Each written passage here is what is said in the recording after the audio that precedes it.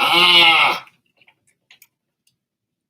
yeah. Let's talk about this. All right, so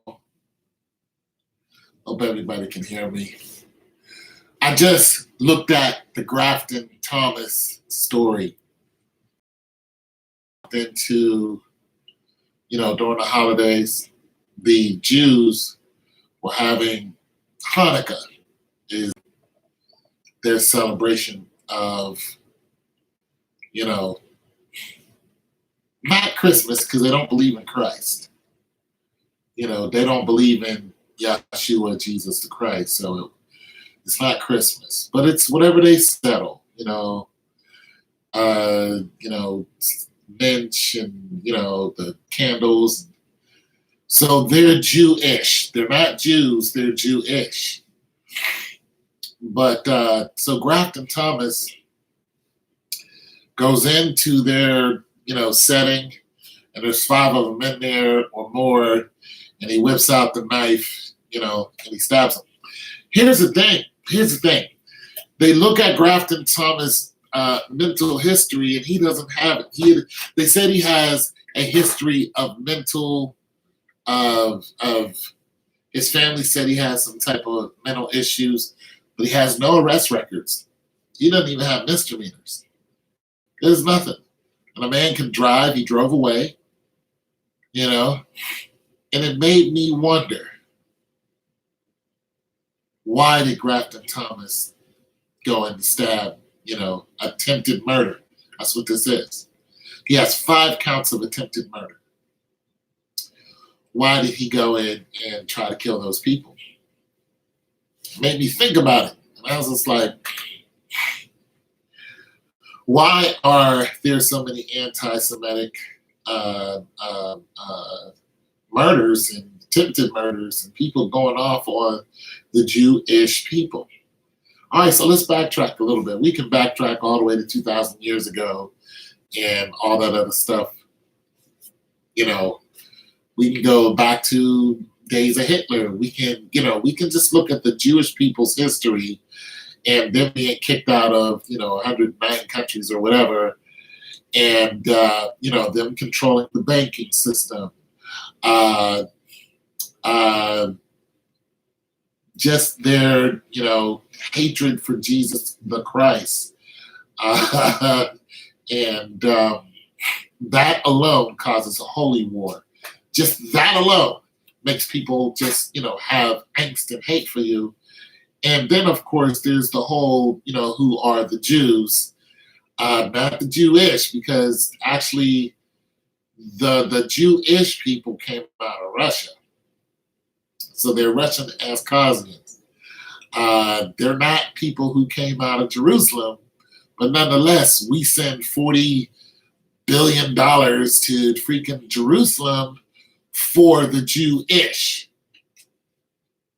We send all this money to them constantly because they control the money, they control the banking system, they control wars. They're the ones who they were warmongers back then. They're warmongers now. They make their money off of blood. This is why America is constantly at war. This is why we're always invading countries, is because the Jewish control the banking system. When you turn around and look at 9/11 and try to figure out who benefited more, the American people did. The banking system. What happened with the banking system? When the banking system got shut down, it shut down the pretty much the whole world of banking.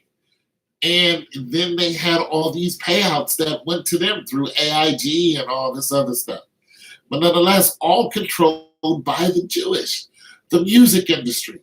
The Jewish openly admitted, these Steins and Bergers and all these people who control the movie industry and the music industry, they're the ones who didn't want to hear self-destruction.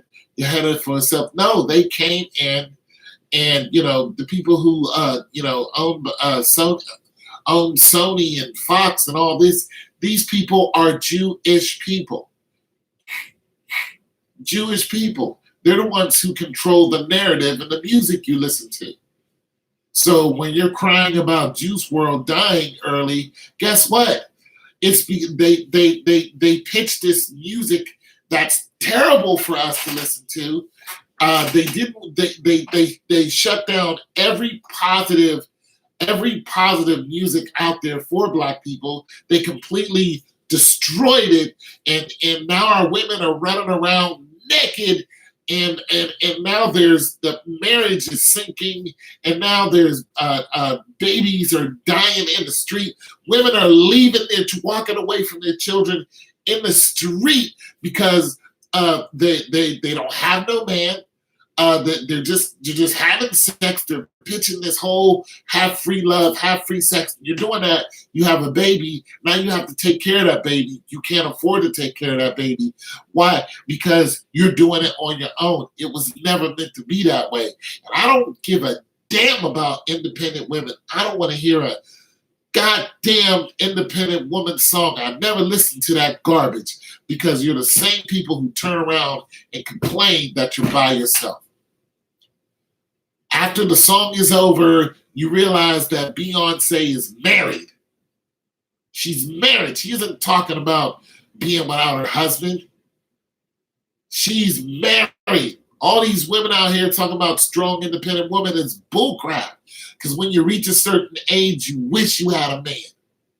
And all the men that you let jump on you and run through you, you realize that it was the wrong thing to do. You were listening to the wrong people. We're having rappers, Mac Miller, dead. Juice World, dead. All these other young people talking about Percocets and Molly and all this other trash music, they're dying at the age of 21. Juice WRLD even said he won't live past 21. Look at all the shootings. We're listening to all this music promoting it. These are all promoted by the Jewish people. The people running around with the long in the end. So why did Grafton attempt to kill 5 people, 5 Jews? Why in Pittsburgh this year, in Squirrel Hill, where I'm from, did they walk into a church and start killing Jews? Why? And people are like, this is anti-Semitic speech. You know what? I don't know any Jewish people. I myself, they've never done nothing directly towards me. I got in an argument with one before, but that's it. Directly towards me. But do they influence my life? Absolutely. I have no desire to go out and kill any of them. But here's what I do know. I do know that whatever you do starts to come back around to you. Eventually it catches up to you. It really does. It is. I have been caught in my own web many a times. And here's what I know. There is nobody above that law. There's not one person who is above that. It will come back to you.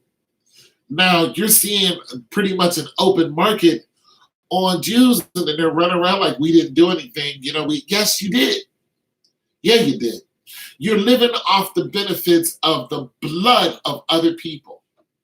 Blood is spiritual. Now, I don't think that people should go off and start knocking off, people because, something that the other people who are in their same religion are doing. I don't believe that, but it happens all the time. But I do believe these people have demons in them. Yeah, absolutely. But I do believe that if you're living off of them, if you're benefiting, listen, we're right down the street from where I live, Black people can barely walk through that neighborhood. It's one of the richest neighborhoods in Columbus, Ohio. And it's a mile down the street. One day, my friend had to walk home through that little small borough, and the police slowed down and followed him all the way until he got out of that section. Why? Because the Jews live there. The Jewish live there. They protect them like nobody's business. And we're just like, you guys are the same ones who even back when all these wars were started, all these lives, you guys were at the pinnacle of it when the Black Plague hit, and then you guys started your banking system run. You guys were the ones who are you even today. You guys are the ones funding all of these murders, and you think that people are stupid. You think all people are stupid. They don't. They're blind to the fact that the Jewish people are the ones directly involved in this. And they're in stealing people's culture, stealing people's lives. This is what you're doing. This is what you have been doing. Grafton has no police record. Listen, saying somebody has mental issues doesn't mean that they're going to go out and try to stab 5 people. Walk into somebody's home and stab 5 people. This is not a mental issue. I don't think he was mentally insane. I don't think he was challenged. I don't believe not one bit of it. I think he knew exactly what he was doing. And I think the spirit, like I said, blood is spiritual. When you go out and purposely shed blood, this is what you're doing in countries all over the world. You purposely go out and shed blood. When you do this, that spirit, the spiritual world is far larger than the physical world. The spiritual world knows. It knows who exactly. I don't care what tower you're hiding in. I don't care how far underground that you think you are. The spiritual world knows. And eventually, that spiritual world will turn on you. And it'll come for you. You know, I've said this before in a poem that pretty much murder is a hat trick with a hydra's face. When you cut off its head, its arms will still reach for you. That is the truth. So, you know, you got the powers that be that are doing all these crazy stuff. And then you have the people who are pretty much, we see all the time, walk around just like as if as if they don't know. They're just oblivious. Yeah, we invaded your country. Yeah, we murdered your people in this country. You can't even listen. Even Cameron was like, yo, Cameron was saying in a video to his ex-girl Juju, he said, the reason why I broke up with you is because you threatened to beat up a Jewish woman that works for me and makes me $300,000 a year. And then he said, you can't beat up no Jewish person in New York. All the killings in New York, all the people getting beat up and stabbed up and all that other crazy stuff, you can't touch no Jewish person in New York, one of the most violent cities on the planet. No Jewish person. That's what Cameron said. I was like, what? Wait a minute. And I've seen videos where, you know, I don't know if they're Hasidic Jews, but they pulled up in a SUV parked right when they wanted to. And they was like, how is it that you can just park there like that? People start questioning them. They didn't want to answer. The Israelites were questioning them.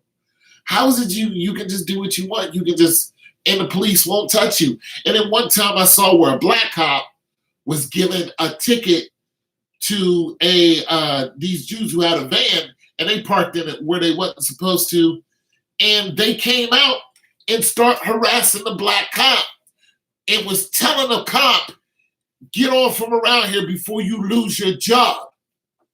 To his face, a police officer in New York was telling him when they surrounded him like, yo, get out of here before you lose your job. You don't think people feel that? Listen, I'm not one for violence. I don't like violence. but I understand it. I understand it 100%. I understand that you can't keep doing people wrong and expect wrong not to happen to you. You can't live in an ivory tower and completely and rob and rape and murder and name and totally demean the people who are under you before they all start looking up and looking right at you. And like, you know what? There ain't much I can do, but what little I can do, I'm going to do it. You just can't do it. You can't. You can't keep starting wars in America and sending armies out to all these countries and invading them and thinking that that invasion is not going to eventually happen to America. They're going to find out who the people are who started it. Listen, you're not going to keep living in secret and throwing tomahawk missiles, and at Mogadishu and thinking that, it ain't gonna come for you. Just because you have Patriot missiles and whatnot, that's not every single kingdom who thought like that has fallen. Every empire, every single one has been overthrown. The Romans were overthrown by their own stupidity, with the help of Vercingetorix and their generals who thought they were God.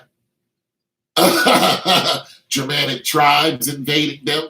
Why? Because they invaded them. Britannia invading them. They fought on too many fronts. Egypt, they fought on way too many fronts. And it was just like, you know what? We're sick of y'all going on campaigns and just murdering whole countries. They just would run up in some country and just start murdering people and then cry that, they lost 20,000 soldiers. It just doesn't work like that. I don't think Grafton Thomas is insane. Not one bit. I couldn't be his lawyer because I'd be like, bro, I know you're not insane. I know that you went in there and you attempted to stab those people out of spiritual hate. 100%. That's the way I feel. And I feel there are a lot of other people who look at the Jewish people every day walking around like, you can't touch me, and police harassing these people just for looking at, and the almighty dollar, the almighty dollar, you know what I'm saying? And them controlling the banking system and knocking off presidents who try to. That's how Kennedy got killed. That's how he got killed, because he was trying to change the federal banking system. He didn't want them to have all that power. They knocked him off. He was about to sign issue 111. They knocked Kennedy off for it, and his kids. Look. Another one just died this year, and they don't even know how she died. In her own home. The female, like 20 and something years old, just gone. The Kennedy's gone, just wiping them out. So I'm just saying, Grafton, I don't condone what you did. I think what you did was wrong. But I understand that the centuries of anger that people have for those who've done people wrong. I understand that 100%. I don't condone that type of, what he did was, I think that was wrong on every level. And here's the thing. We're not going to go out and protest and change the banking system. There are some people who are trying. There are people right now who are trying to change the banking system because the money is backed up by listen, the dollar is not backed up by the people. The dollar is backed up by the U.S. Army. That's it. It's backed up by the Army. This $20 bill is backed up by the Army. Okay? That's who backs this up. is backed up by these nuclear bombs that we got. That's who backs this up. When you start and go into other countries, you'll realize this does not have as much value. It doesn't.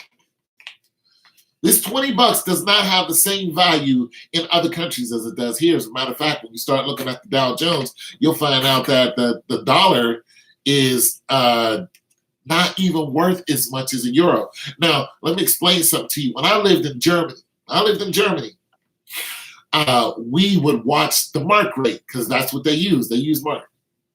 It's coming from bad to worse because of the hate and anger in these individuals' hearts. Stone. Yeah, and listen. Okay, I think it was last year.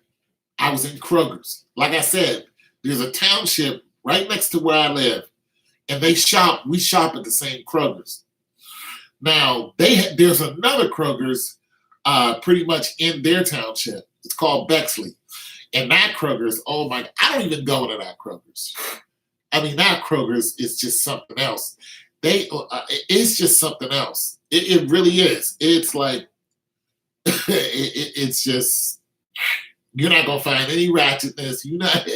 It is super clean. It is super sprack. And it's really, really nice. It's a brand new building. It's gorgeous in there. But I don't go in there. I don't really like going. I don't even like driving through that section, but I have to because it's a main drag.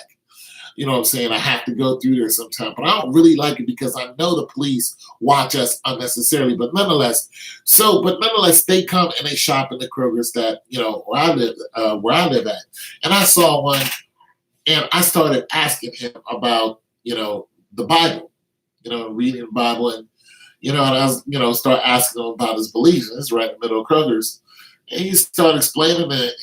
And I asked him about David, and and I was like, David said that he was Rudy. He was like, yeah, he's Rudy, he's red. I was like, David was black.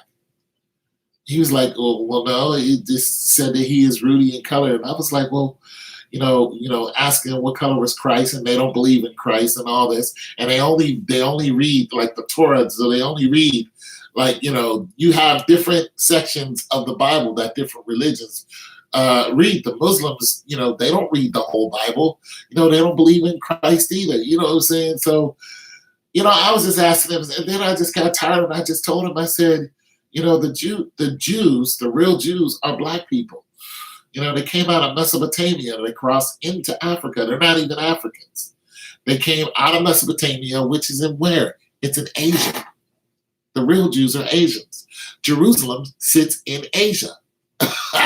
You know what I'm saying? And I was like, they came out of Asia and went into Africa, and then that's when they got caught by the Egyptians, and the Egyptians saw that they were growing to a large number, which was promised to them in Deuteronomy. God promised them that their numbers would be as much as the stars. And then, long story short, and then they were, put on ships and brought over here and yada, yada, yada. But, I was telling them, I said, you are not a Jew. Pissed him off.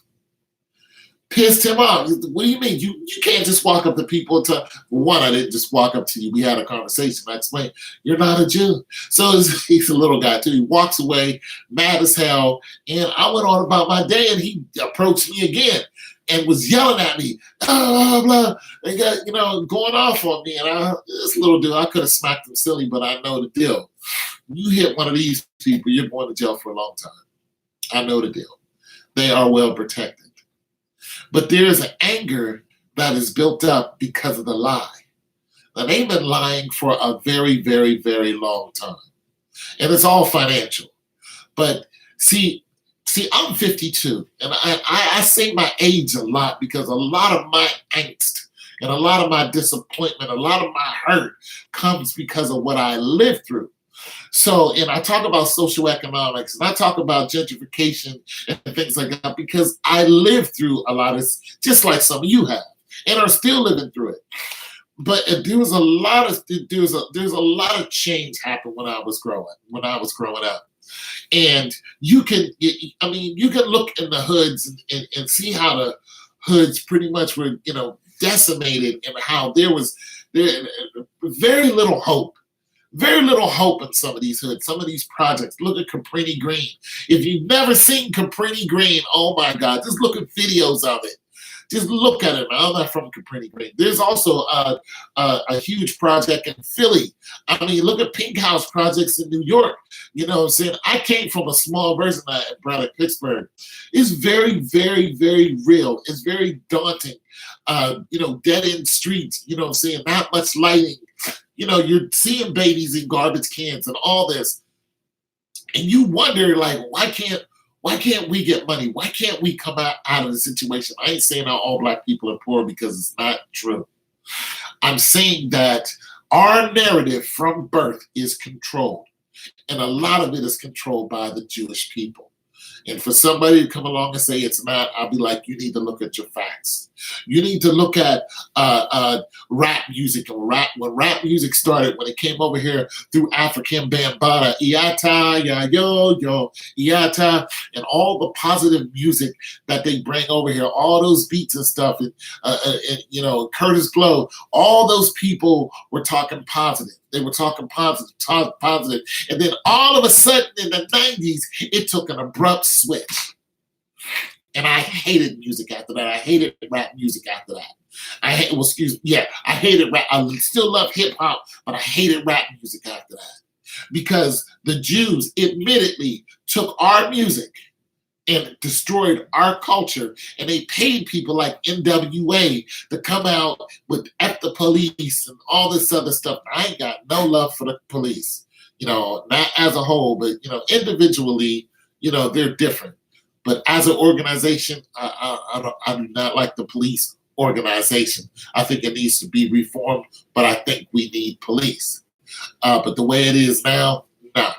Nonetheless, but, you know, came out and calling our women bees, calling them hoes, calling them this, that, and the other. Now you got our women who are just pretty much naked, running around on the streets, naked with their bodies all out, and all of that is ungodly. None of that has anything to do with God. And even though we were broke as hell, we still was a faith-based home. We still was a faith-based hood. We feared God. There is very little of that now. It's all the first words you hear in rap is B-I-T-C-H. They start words off with that. And the scriptures clearly tell you to do not talk like that. Do not let these foul words come out of your mouth. But you know why they're doing it? Because of money, especially the young, because the young are getting money this way. But this was all orchestrated by the Jewish people. They killed off all our leaders. It's not an accident that Malcolm X was shot by a black person. It's not an accident that Martin Luther King was also taken off this planet abruptly. It's not an accident. Heck, listen, I was worried about Obama for a minute there. I still am, truthfully. I was like, bro, I'm worried about you, bro. I'm worried about you. But let's be very clear. Plus, I was in the Army. Listen, when they came to my barracks, when they came to our barracks, when they came to, and especially on Fort, I was on Fort Raleigh. When they said that we're going to war, I was watching it on TV when a declaration of war was declared. And I was just like, it's about to go down. Mind you, I'm on the third largest fort that there is that America has. We have the M1 Abrams, okay, which are the tanks, all right? So that unit is just huge. It's called 44 SIG, all right? I wasn't in there. I was in the jail unit because we watched prisoners. I was a cook for the prison unit. So I couldn't go nowhere. Basically for the MP, I was attached to an MP unit. But nonetheless, when they declared that we was going to war, I was watching it on TV like, oh, it's about to go down. And I'm telling you, within 2 weeks, that fort was pretty much empty. There was a skeleton unit left on the fort. You realize how many people that was that rolled out? And not everybody came back. Listen, my friend rolled out. And before he rolled out, I skipped my chain of command and I went to his captain and I saw him in the hallway. I walked right up into his barracks and I was like, are you the captain of, this unit. And he was just like, yes, I am. And I said, take me with you. And it's some little short white dude. He knew that I was serious. You know, I didn't salute him, nothing. I was upset because my friend was going to war, a war that we didn't even understand, but we were going to war. And I looked at him and I was like, take me with you. And I was looking at him like what? Like, because I was pissed off. Nonetheless, he said, he looked at me and he went, I can't take you with me because I can't out-process you fast enough. That's the last time I spoke to that man. I turned around and walked away. And shortly after that, I was out of the service. I ETS'd out of the, well, out-processed out of the service. I didn't talk to my friend until 20 years later, and he told me that, he said, we were on a C-141, and when we landed into, I think it was in Iraq or whatever, he said, when we landed into, they were firing at our airplane. We were taking, like, you know how some of these reporters and even Hillary was talking about sniper fire and all this, and we were under fire, and it never happened. It never. Well, this actually happened to my buddy. He was like, he said we had to low crawl out of a plane. A C-141 is a huge plane, okay, and they had to low crawl out of the plane. And he said, and as soon as we stood up, the guy beside me got his head blown off. And all I could think about was that could have been me, because I was ready to go to war to shoot anybody who was going to shoot it, who was even thinking about shooting at my friend. And that was my whole attitude. I was like, if I die, my mom, she'll get 50 G's. If I die, she'll be straight. I was like, but nobody is going to shoot at my partner. I'm going in. Let's go. That was my whole attitude. And I'm glad I never went. It is not because I could have died, because I was ready to die. I had my mind made up. I'm going to die. I had my mind clear. And I thought about it before I even approached that captain. I was like, I'm ready to die. I had thought about it. I sat in my room. It's like, I'm out of here. I was like, my parents will be okay. Look, when you go into the military, you're under contract. You got to read that contract, exactly what it says. And once war was declared, I was like, all right, if they shoot at him, they shoot at me. Let's go. That was my whole attitude. Give me an M16, I'm good. That was it for me. That was it. And he when he landed, one of our friends got taken out without even lifting his M16. And the thing about it is, my buddy, he said, listen, I had an M15, a 50 cal, and a 45. It was heavily loaded. He's like, another one of our friends got his leg blown clean off. You know what I'm saying? These wars are started by the banking system. Listen, when Bush declared war, we didn't have to go to war. When his son declared war, we didn't have to go to war. You can't keep spilling blood and think it's not going to come after you. And I think that's exactly what's happening to the Jewish people. I think everybody is realizing they're following the money. They're following the money. And when they keep following the money, it winds up that it's the Jewish people who had something to do with it. And I think that's why all of these attacks are happening. And I hope that they stop. But I hope that America stops going to war. I do. I hope that we find another way to finance our empire, which is not going to happen. But but this is just me. This is just my foolish thinking. I know it's not going to happen. Listen, if we figured out some other way to fund America, to keep America afloat, and all the billions of dollars that it takes for us to keep running like this, for one, we're in debt. We're trillions of dollars in debt. This is why Obama implemented the healthcare system. It's not Obamacare. That was actually made by President Reagan. Okay, it wasn't called Obamacare. He's just the one who implemented it to help take down the deficit. But nonetheless, if for some reason America got out of debt because we owe China everything, this is why China is buying up all this land because they got money. So they're going to America, Australia, Africa now, and they're buying up all the land, and they're saying, hey, we'll help your infrastructure. We'll help you get your water systems back on. We'll help you get, all your infrastructure that you need back up and running, as long as, you let us buy up your land. And then they come and then they strip the land. They're looking for gold is what they're doing. That's what the Chinese are doing. So nonetheless, all of these infrastructures have been, torn apart by wars. So you see the dichotomy here. You look at the dynamics of what is going on for the last hundreds, of years. There's constant war. There's constant war. There's constant war that the Jewish keep promoting. Go out there and kill these people and take their oil. Go out and kill Gaddafi, take his oil. Go out and kill Saddam Hussein, take his oil. I'm gonna read this comment because there are a bunch of hoes who sent America off to fight wars for Israel, and they use their manipulation others by way of deception. That's exactly what I'm saying. That's exactly what I'm saying. See, we are all on one accord. We all know that the Jewish are guilty of a lot of atrocities that have been happening for a long, long time. But not all of them are, because a lot of them are just like, yo, I'm a lawyer. This is how I make my money. Okay, we get that.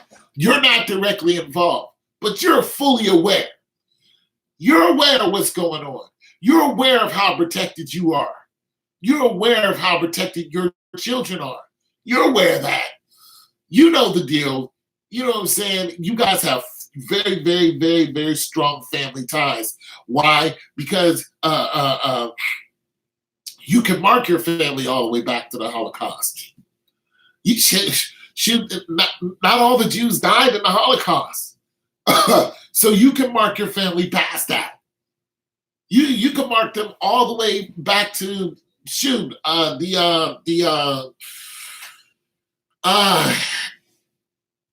doggone, I forgot what kingdom it was. I got them in my head, but I can't. I don't know the name. But they can follow traces of their family. But the people who they destroy can't do that.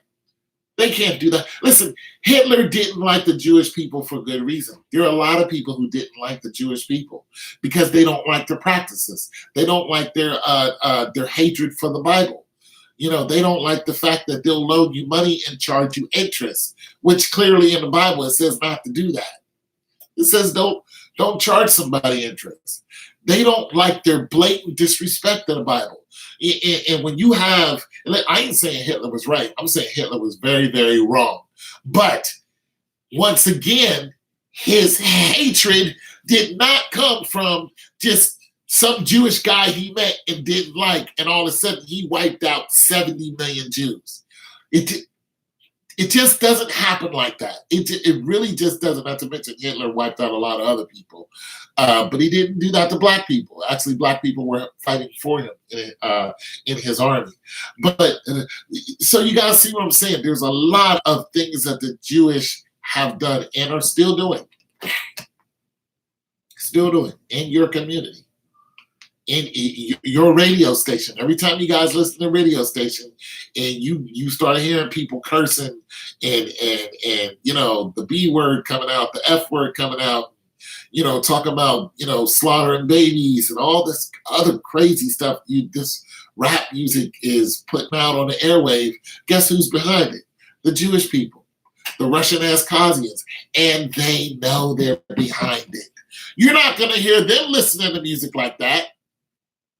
You're not gonna go into their community and hear music being blasted like that. You're not. But they'll promote that in our community just to keep us in disarray. And then say, oh, you're innocent, we're innocent. We didn't all the blood being spilled over there, over in Israel. Oh, we're innocent. You're not innocent. Listen, here's my advice to Jewish people. You better start owning up. You can't live amongst the enemy and think that eventually they're not going to wake up and realize you're the enemy. You just can't. You can't keep starting wars. If you were so smart, you got all these trillions and trillions of money, find another way to fund your whatever it is that you need at this point. It's ridiculous. Find another way. Find something else. Create another fossil fuel. Do something. Because what's happening is not going to stop. You have to be bold. For one, you have to be bold just to go and try to stab somebody. But you got to really be bold to try to stab 5 Jews. That right there, listen, that right there is a clear-headed person who has one purpose in mind and is completely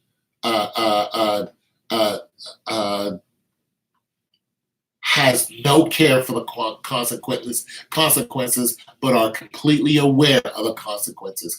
I know exactly what I'm doing. I know the consequence of what I'm doing. And it's just like me when I was ready to go to war for my friend. I knew exactly what I wanted to do. I knew exactly what I wanted to do. And I knew death was a consequence of what I wanted to do. I knew that. I settled with myself. I settled with my family. I was ready, 100%. Now, thank God that it didn't happen because I don't believe in killing people who've done nothing to me. I would have been shooting at people who were just trying to protect their country. They're just like, you are an invader. What are you doing here? I'm trying to protect my friend. That's what I'm trying to do. Well, go do that somewhere else. You and your friend go somewhere else. Or I'm here under orders.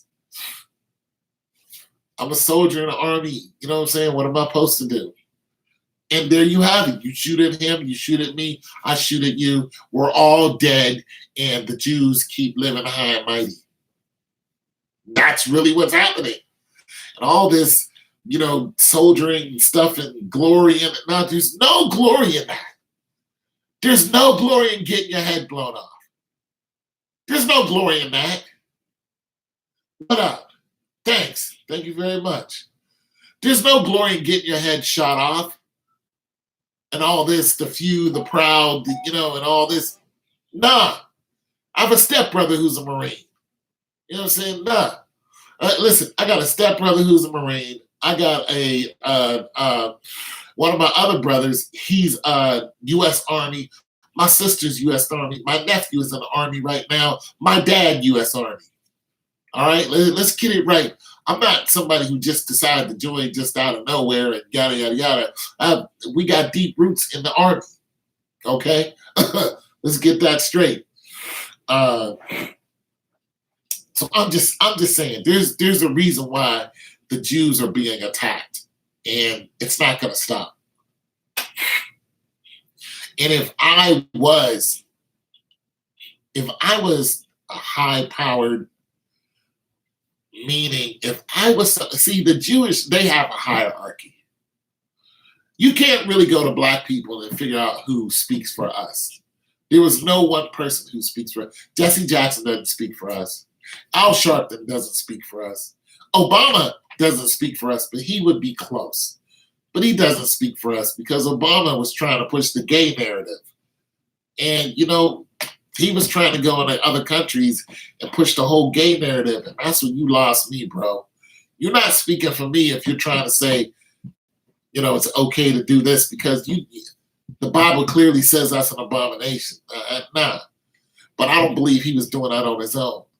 But nonetheless, you don't really have somebody who speaks for us. You know what I'm saying? Jay-Z definitely doesn't speak for us. Meek Mill, they don't listen. Those guys don't speak for us. Nipsey Hussle didn't speak for us. He was trying to change our minds. I understand that, but they don't speak for the whole of us. They did. Martin Luther King was speaking for some of us. He had a strong following. It's because he was trying to be a pacifist and trying to change what was going on. And he had a very good plan. If you get this violence out in front of these cameras, out in front of the people, and other countries see this, it's going to hurt America. And that's exactly what it did. Why? Because of trade. They don't want to trade with you if you're torturing and beating and sending dogs and fire hosing They're like, why are you doing it? And look, even last year, you had, I don't know, he's from Venezuela, whatever president. He said, why are you killing your people? He said, why are you killing black people? This was a president who said this. Why are you killing black people? So you have countries that are not with all that. They're just like, you guys are saying one thing and doing another. We're not with all this murder. We're not trying to see black people murdered in the street. See, America will make you think that black people are no good, that we're dirt. This also being used to target the black Hebrew religion ideology, making it millions. And you know what? The Hebrew Israelites, even though I don't believe all of what they believe, I don't, but a lot of what they're saying is true. Them going out on the streets and doing their whole thing. I don't believe in all of what they're doing, but I believe in some of what they're doing.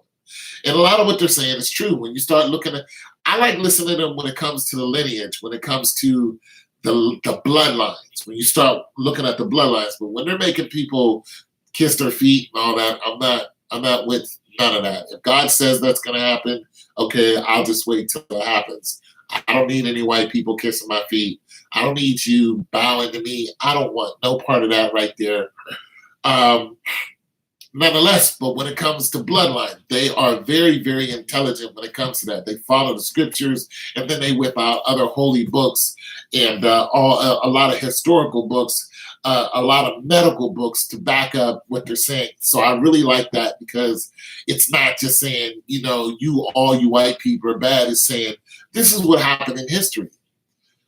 And this is why things are messed up today. And this is what's going to happen. So I'm with that 100%, as far as the Hebrew Israelites and the black Hebrews. I learned a lot from them, and it made me want to go and study. So I learned an awful lot. But the Jews themselves, if this is not going to happen, but if I was, you know what I'm saying? If I was a Jew, if I was one of these white Jews walking around with their hair, thing down the hair, black hat, whatnot, what I would do is either go on social media, maybe Facebook or something. I would go on some type of social media channel, and I would start talking to my fellow brother and sister and people who are in charge in their communities, and I would start telling them that we need to hold ourselves responsible. This is never going to happen, because they're making way too much money. They're living way too good off of us, off of our backs, off of the military, off of death, off of blood, off of lies, off of Pizzagate, all the other criminal stuff that they're doing. They're not going to turn around and acknowledge that they need to change their way, because they're winning. They've been winning. They've been winning for thousands of years. They've been winning. They're good. They're good. This is not going to happen. But here's what's going to happen. Here's what's going to happen. What's going to happen is there are going to be more and more. Oh, they not that those? Yes, they do. Any conscious Jew to step up and saying this is wrong. See you later. We just had an example of that. Well, he wasn't conscious, but he knew a lot. What was his name? Jeffrey Epstein or something like that, who was he's a Jew, or Jewish, excuse me, and went to jail, and then they knocked him off in jail. Police officer, a fake police officer or guard went and, did away with him. So Jeffrey Epstein, gone. But he was a billionaire. He got caught for kids or whatever. I don't know the whole story, but messing with kids or whatever. And so he, a very powerful man, and you guys pretty much know the story, how he got knocked off, but it's the why he got knocked off. So you are right. Those types, they do knock off because he knew too much. And that's just that. He knew too much.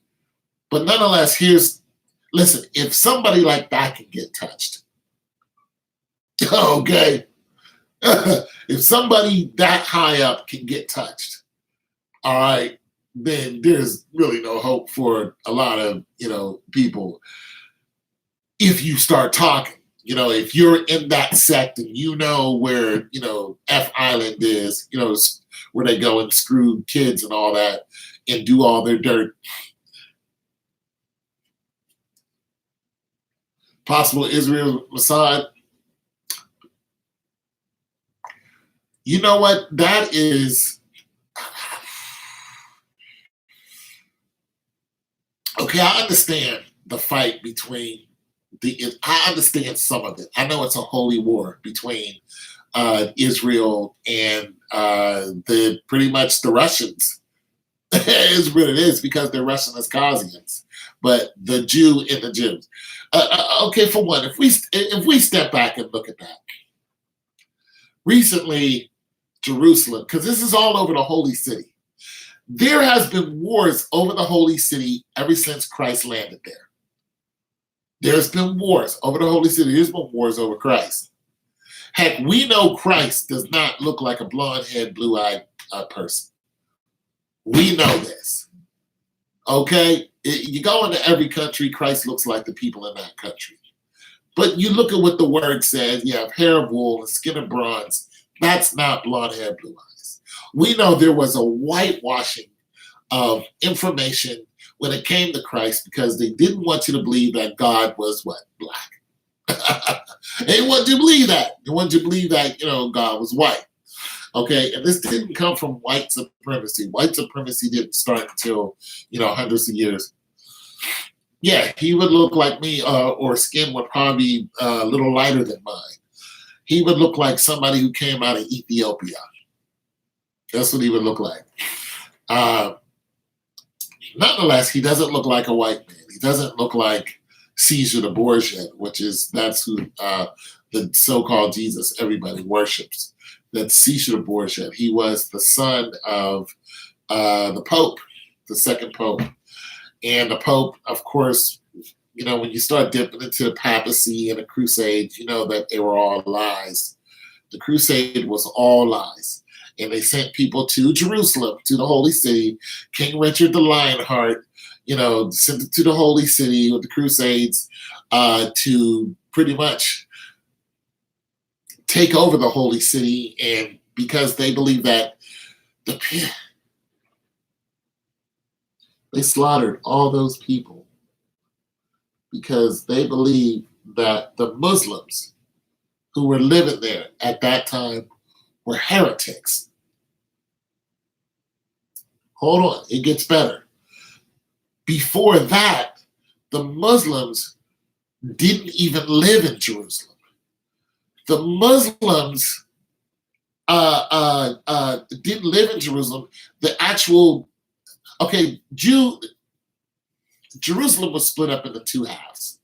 And then those two halves went to war with each other. Okay? When those two halves went to war with each other, somebody can fact check me on this because it's still clouding me. When those two halves start going to war with each other, it weakened them, and eventually they were invaded. Now, they were invaded by the Romans. And when they were invaded by the Romans, who killed I forgot the number of when they killed. I think this was back in 1440 AD. Somebody fact check me on that. Or something like that. But anyways, when they went and invaded Jerusalem, over 1 million Jews fled. These are the people who lived in Jerusalem.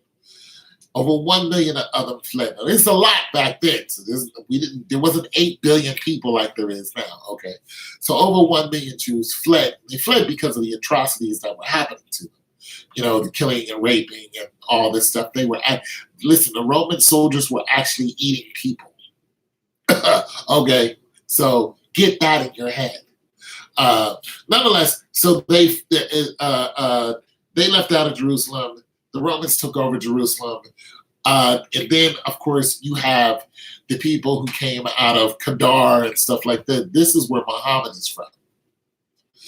And then Muhammad For those of you who are Muslim, please don't get upset at me. To me, okay, so then Muhammad comes along with his religion, and my dates may be wrong, so you can fact check. I don't mind being wrong. This is just telling you what I know. So Muhammad comes along and says he's a prophet. He's a prophet of God. Muhammad also says he mirrors what is written already in the Bible, except it was written 500 years ago. What's going on? So Muhammad says that for one, he had 70 followers, just like the Council of Nicaea, the people who wrote the Bible. There were, 70 men wrote the Bible, and that was also the Roman Empire, but there was Eastern and Western Roman Empire. The Council of Nicaea belonged, I believe, to the Western. I could be wrong there. I believe the Western Empire that wasn't taken over and sacked by Boudica, who was a Britannian. And so, nonetheless, so the Bible, the Council of Nicaea over here. Nonetheless, so I'm sorry, I'm getting this all mixed up. But nonetheless, so 1 million Jews fled. The Romans came in, took it over, but they couldn't hold it. In comes the Muslims, right? The Muslims come in, they take it over. Why? Because Rome is over 2,000 miles away from Jerusalem. So they couldn't hold it. They didn't have enough soldiers to keep it. They didn't have enough support. They just couldn't keep it. So they would often have crusades to come back and try to take it. So there's that. So nonetheless, so Jerusalem was taken over. When it was taken over, they believed that they were the Jews. They're the Jews, the holy Jews. Everybody wants to be the holy, the people of Jerusalem, God's people. They believe that they're the rightful God's people. We're talking about the Muslims now, who came in, the Middle Easterns who came in, who I believe at one time were Persians and things along that. I could be wrong. But I believe that at one time that they were Persians. And when you start going back to the Persian kingdom, you're looking at Babylon and yada, yada, yada. So nonetheless, when they took it over, they're like, okay, the holy city is ours, right? But the Jews who actually, it was their city, their country, they actually fled into Africa. When they fled into Africa, they were captured by the Egyptians and then put and enslaved and then, so on and so forth. So the Jews and the Africans are not the same people. They're not the same people. A lot of times you'll find Black people who do not identify with Africans because we're not the same. Actually, they were at odds with each other. The Egyptians were not a bunch of tall white people speaking English like they're in the Game of Thrones. It was, I don't know where you get this. Liz Taylor could never have been the African queen. Oh, God. Yeah, Happy New Year to you. Hey, what's going on? Happy New Year to you. So all of that nonsense that you see how, Yul Brynner or whoever and all these people were all white people, it's totally not even close to being true. They were not white people. They were all tall Black people. They were a very tall race. You look at Punt and all that, and Mansa Musa, who was the richest man ever. When you start looking at, all those people, and you go and look at the libraries that were destroyed, you'll find out that all those people were very tall, very dark, like me people. And so were some of the Jews. They were very tall and dark people. So nonetheless, then after captivities, then the Jews were captive again to the Africans, and the Africans sold the Jews to the Europeans. The Santa, the Pinta, the Nina, and the good ship Jesus just didn't land in the Ivory Coast and snatch 20 million people. That's not how that went. they had help. Okay, so there's that. That's just trying to bring things up to speed. But nonetheless, the hatred for the Jews, it all stems off of war and the lies that they've told, the bloodshed, and the wars that they're still lying, they're still in control. The banking system is still being controlled by the Jewish people. That's it. That's all. So I don't believe that this guy was insane when he went and killed those people, and I think there's going to be a lot more murders of Jewish people.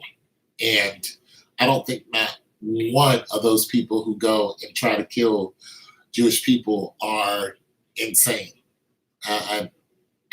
They're not insane. They're in their very right mind, and they're ready to give up their lives simply because of the hatred that has boiled over for thousands and thousands and thousands of years. And they're sick of it, and they can't get to the people who are shot callers. So they're going to go and attack these people in mosques. They're going to go to somebody walking around singing dreidel, dreidel, dreidel. They're gonna identify you by wearing, the little beanie on your head and the black, they're gonna come at you. They know your last name. They're gonna look at you and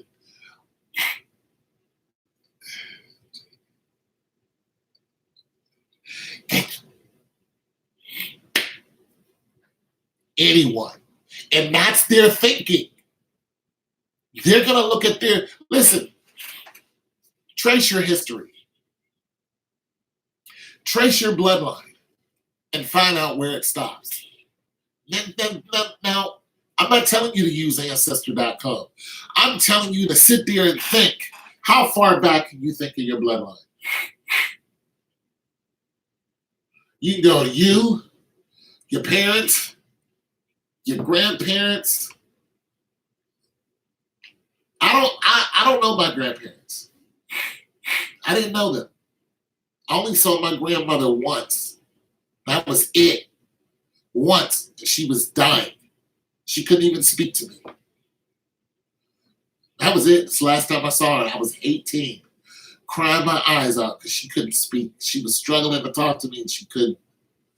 It was one of the worst days of my life. I just couldn't believe what I was seeing. I finally get to meet someone who helped bring me here, and I couldn't say anything. I couldn't even help her, nothing. But beyond that, try to track down your lineage. Just think. You, your parents, your grandparents, your great-grandparents, your great-great. See, most Jews can do that. They can go, this is my mom, my dad, who are still together.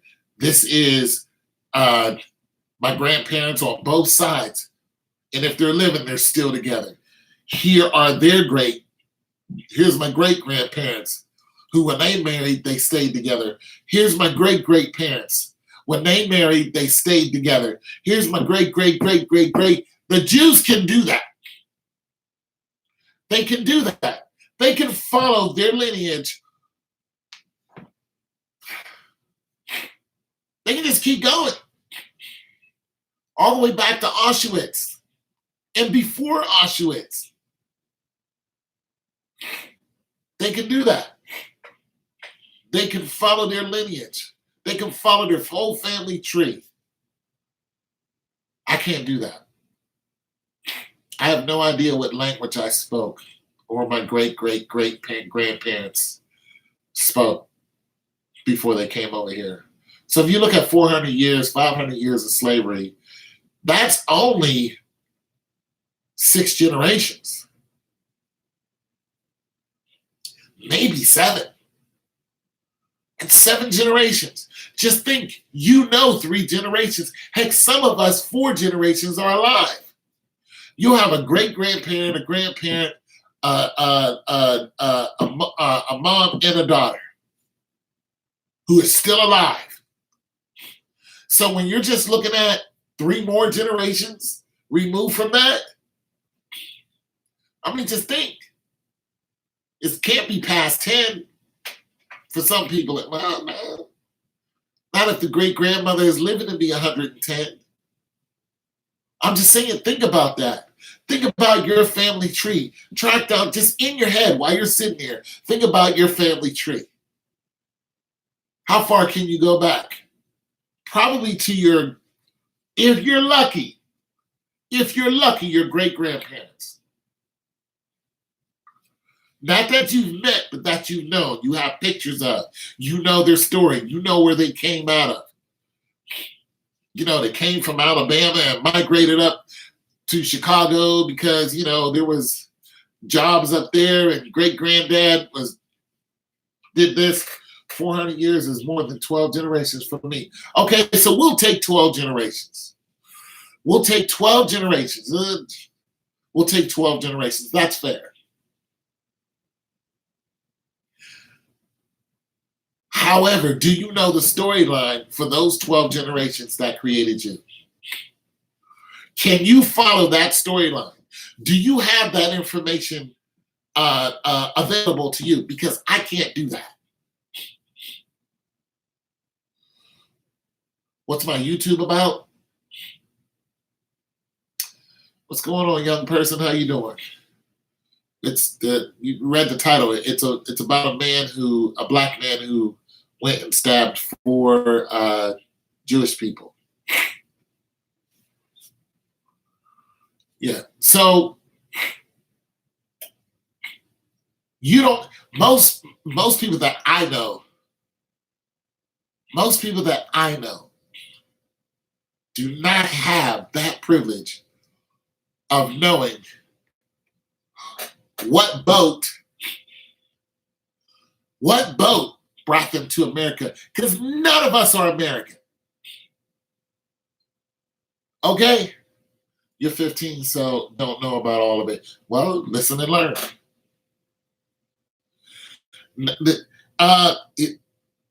You know what I'm saying? What boat brought your great, or however it is, over here? How'd they get here? Most of us don't know, because that's been wiped out. We don't know who they were connected to in our motherland. You don't know, because it's all been stripped away from you. You have no idea.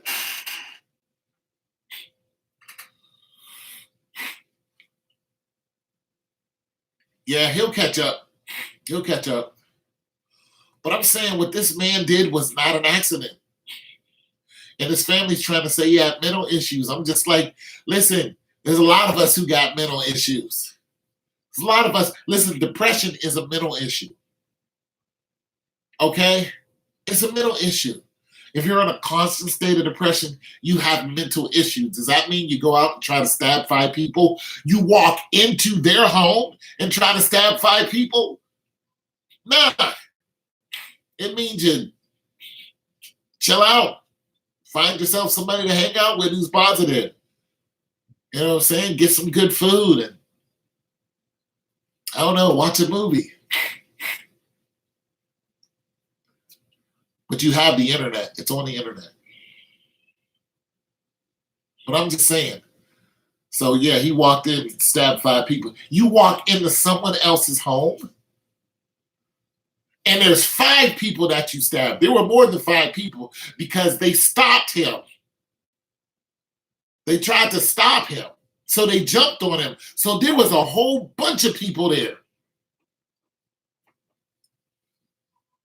Pretty much. There was a whole bunch of people there. You walk into a crowd of people and get. Yo, so I'm trying to tell you, that dude was not out of his mind.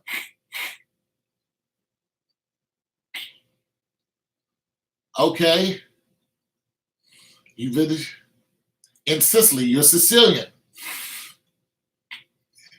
Okay, boom, there it is. I can't do that. I can't. I have no idea what part of Africa that my parents came out of, and then, you know, Mesopotamia and Asian. I don't know. I have no idea. I don't know what my native language is, none of that.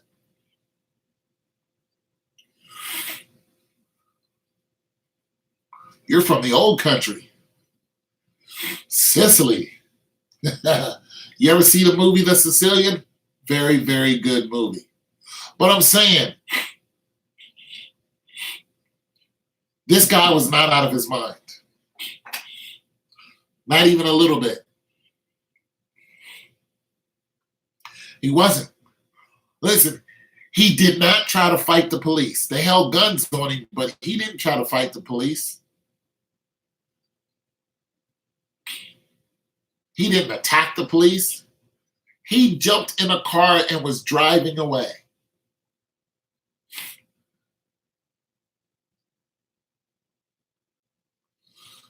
No, I'm not trying to over. No. You okay? Here's. Okay. Let me add to this to help you out on that. I'm not overthinking it.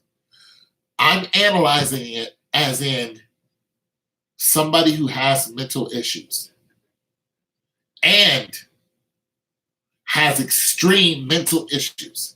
So, because I'm saying that because his family said he has mental issues. Nonetheless, he has no felony records. He has no record at all.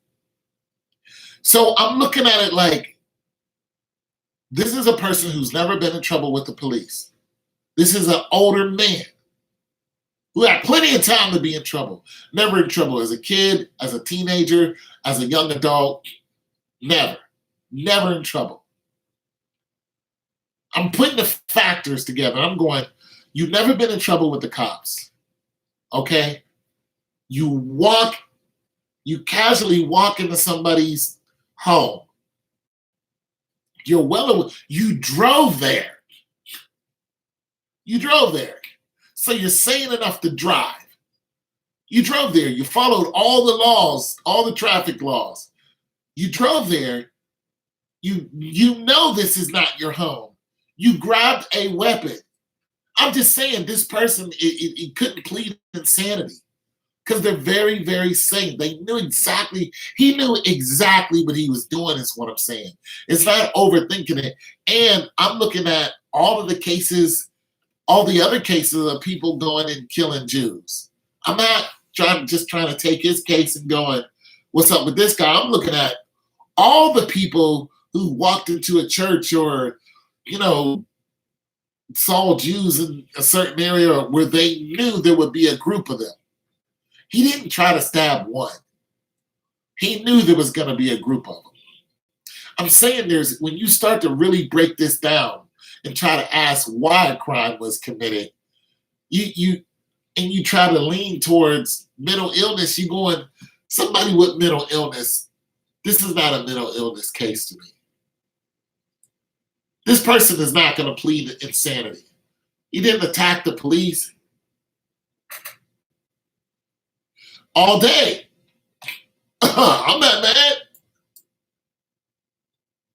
This person is not somebody who's going to plead insanity and win. Not if I was a judge. This right here is a person who's very sane. This is not a lapse in judgment. This is somebody who had a plan. This is premeditated. That's what this is. This is somebody who has a deep-seated issue with the people that he went after. Deep-seated. There's a lot more going on here than meets the eye, is what I'm saying. So it's not overthinking it. It's not trying to super analyze something. It's just the reality of the day is these attacks on Jewish people are going to escalate. And, a lot of people are, don't be anti-Semitic. And I'm just like, yeah, he has a record now. But I'm just like, how many of you know somebody who went to war? Like, somebody who joined the service, picked up an M16 and went to war and was shot at. And was shot and did not come back. Or did come back.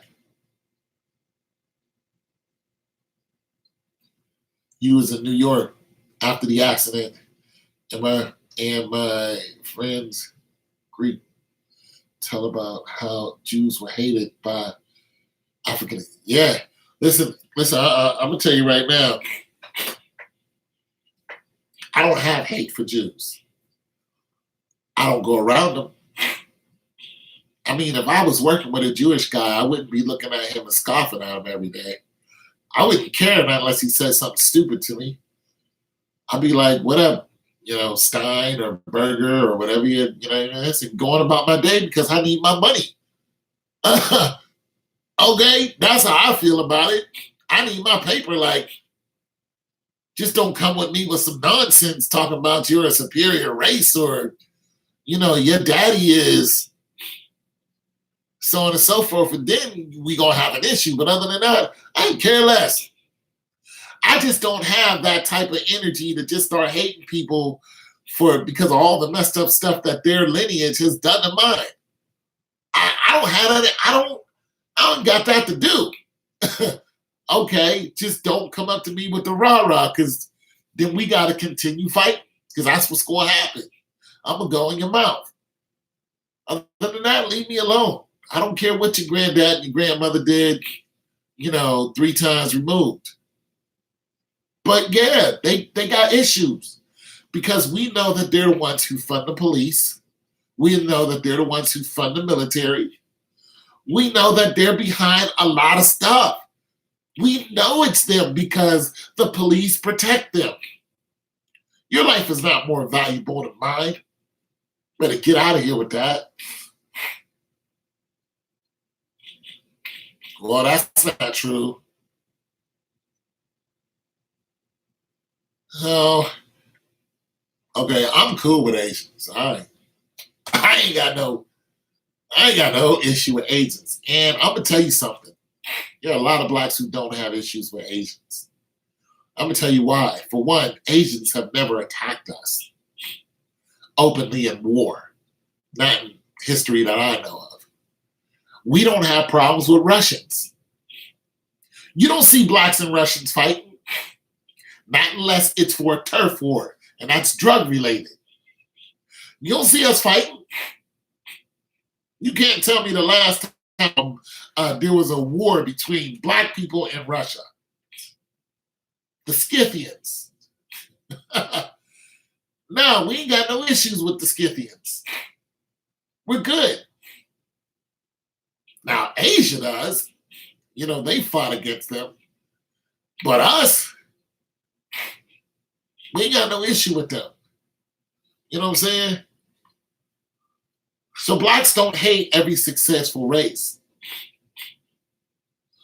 Don't worry, because African Americans have not issued I'm going to show this.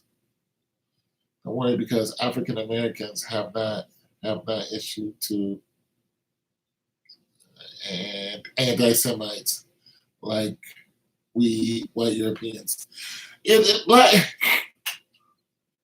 You see small sets of black people who start to talk about why they don't. Like, you see the Hebrew Israelites talk about why they don't like Asians. I don't get down with that. That's where I'm like, I'm not doing that.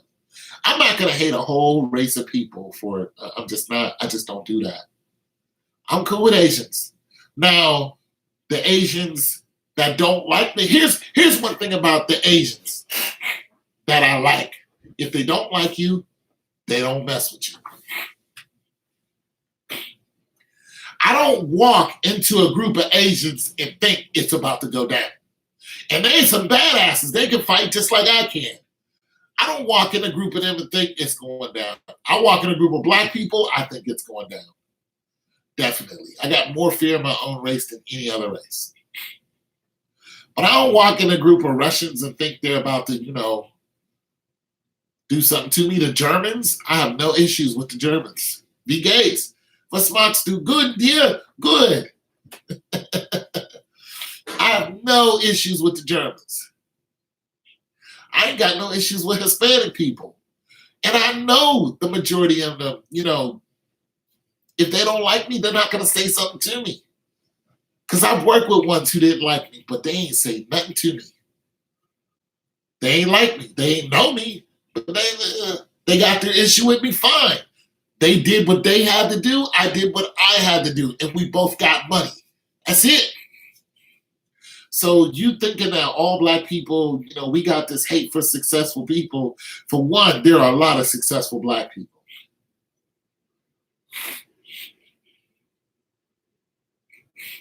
Yeah, but that's, for one, once again, that's a turf war.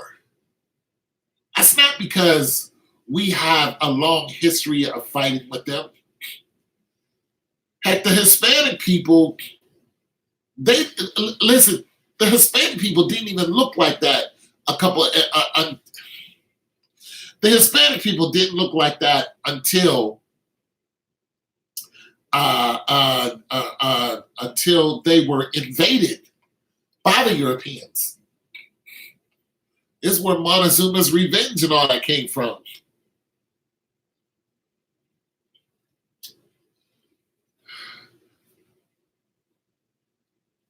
Okay, let me explain this. Let me explain this. Let me explain what I'm saying by that. So the Hispanics that came into LA, live in LA, prosper in LA, and the black people who live and prosper in LA, they have angst with each other. They have angst with each other. They have a history of not liking each other. Why? Why? They got babies together. Why? Because we're all being beat down by the same race. We're all being beat down by, the European. They invaded both of our countries. Why? We've never been to war with them. Never once. There's no history of Africans and Hispanic people going to war.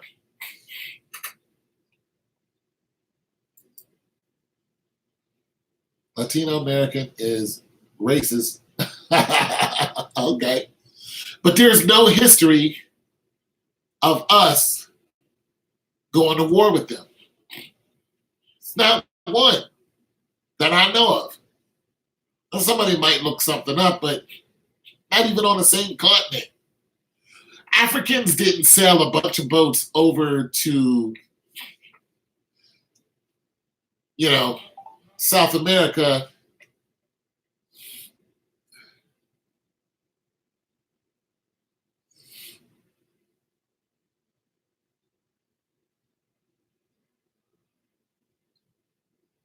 Right. Exactly. A battle of second-class citizens. We're both being downtrodden by the same people. That's what I'm saying. It's a turf war. It's not. They don't have a blood feud with us. And that blood feud is only in very few cities. We don't have a blood feud here with Hispanic people. We don't. I don't know if you guys ever seen my video where I walked into a store, in a Hispanic store, right down the street, and the clerk told me that they don't like black people. Because I was like, I'll bring more black people to your store. I like your store. She was like, no. I was like, you don't like black people? She said, no. I said, well, then I won't come back. That store is not there for black people. That store is there for Hispanics. That's it. That's not there for us.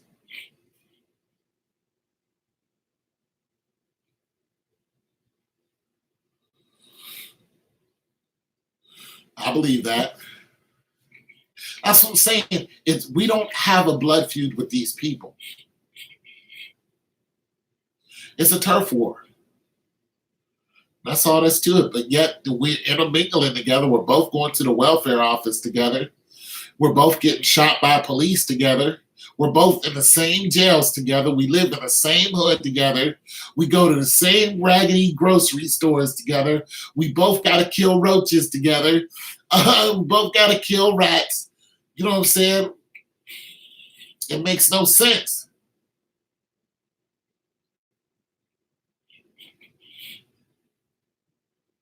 Exactly. It just makes no sense for me to war with the same people who's in the same, other than over turf, over money, over a chick. People go to war over that. And it's not always some drug dealer issue. It's simply, you know what? You like Maria? I like Maria. I want to dance with Maria. You want to dance with Maria. I can't dance with Maria. Hey. And here comes Juan. And Juan is like, I want to dance with Maria. I want to dance. And I'm like, no, Maria, it's mine. Next thing you know, here we go. And then his cousins jump in, and then my cousins jump in. Next thing you know, we have war over a woman who leaves us and goes and dances with Manuel. I choose to dance with Manuel. You guys are crazy. And she peels off. Goes and finds, herself a white guy to dance with. While we're fighting, she's over there dancing with a white guy. I'm just saying it's a turf war. It's usually over a woman, over land, but it's not over a deep-seated blood issue that blacks and Hispanics we're not natural enemies. We're not lions and hyenas. We are not natural enemies. That's just that. This is not. Asians, I have no issue with Asians other than them hitting our women who they got issues with in some of these stores. They go on and buy hair weave and whatnot and try to steal it, and then the guy beats them up. I'm like, thanks. I'm just like, why are you beating up on the woman though? You can lock the door and she can, it's all insured, but you come out and I got a problem with that. Because if I start knocking over Asian women for the stupid stuff that they do, then we have an issue. It just, you're not going to hit that woman though. Now if she comes at you, you have the right to protect yourself. But you just haul off and just start hitting black women. No, I'm gonna come see you.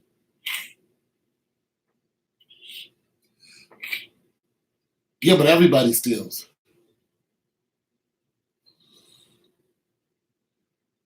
We have the Jews. Yeah, but they're not black Jews. And I don't remember the shop, but they didn't serve me. See? That's something else, because I don't know the whole story of the Italians. Like I don't know a lot about the Italians other than the atrocities that the Italians committed back in the 15th and 14th century. Those were Italians who came out of Rome. But other than that, I don't know about any recent wars that they might have. Asian women don't steal like that, bro. Bro, you need to watch YouTube more.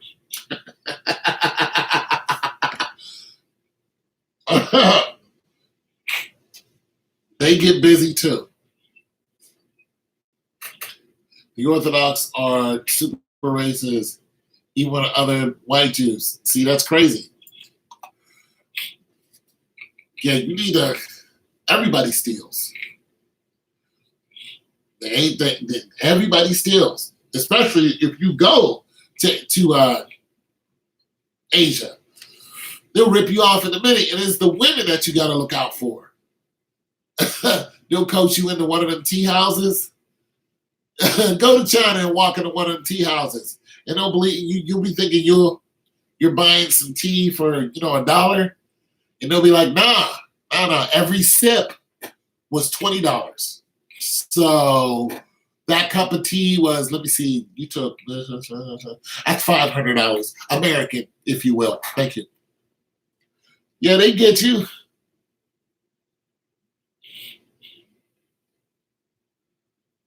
Crime stats? Oh, you're talking about America? YouTube doesn't trump crime stats. This is true, but it does show. No, wait a minute now. Okay, since you want to bring up crime stats.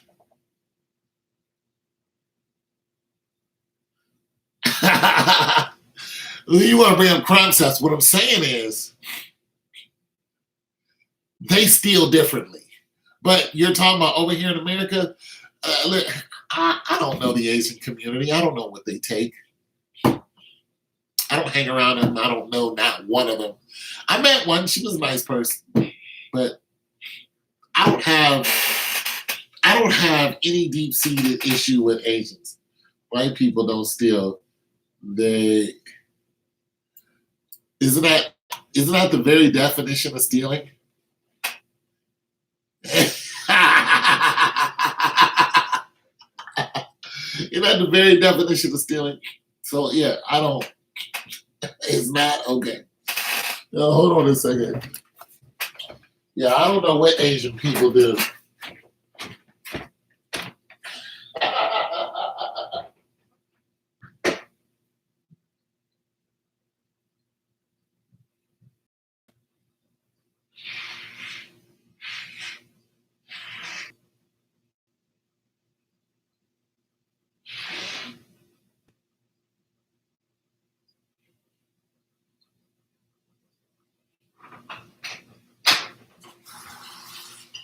Asian people steal. Asian people steal. I don't know what Asian people do. If you lose a battle, you were not a victim of theft. You lost the battle. I'm not sure what that means. To the victor goes the spoils. No, that's what I'm saying is, I don't have an issue with a lot of races. So when you say that black people have issues, we don't have built-in issues with a lot of races. We just don't. I don't have nothing against the Italians. Italians did a lot of dirt. Okay, they did a lot of dirt. But you go to Spain right now. Spain is struggling. I ain't got no issue against Italian. As a matter of fact, I think Italian women are, because I love their dark hair. Yeah, like tall Italian woman, man. I don't deal with white women, but Italian women, they got that they're darker skin too. Yeah, boy, man. I tell you what, I done looked at a few like Isabella. I tell you what, girl, you better slow your roll around me. Yeah, you better slow it down. You looking like a snack.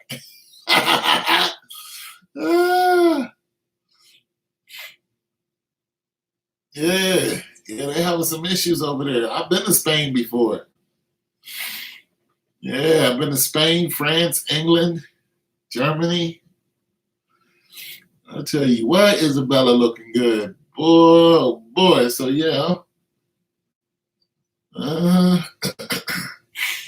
Yeah, I like the dark features on Italian women. Yeah, they look good to me. Never dated one though.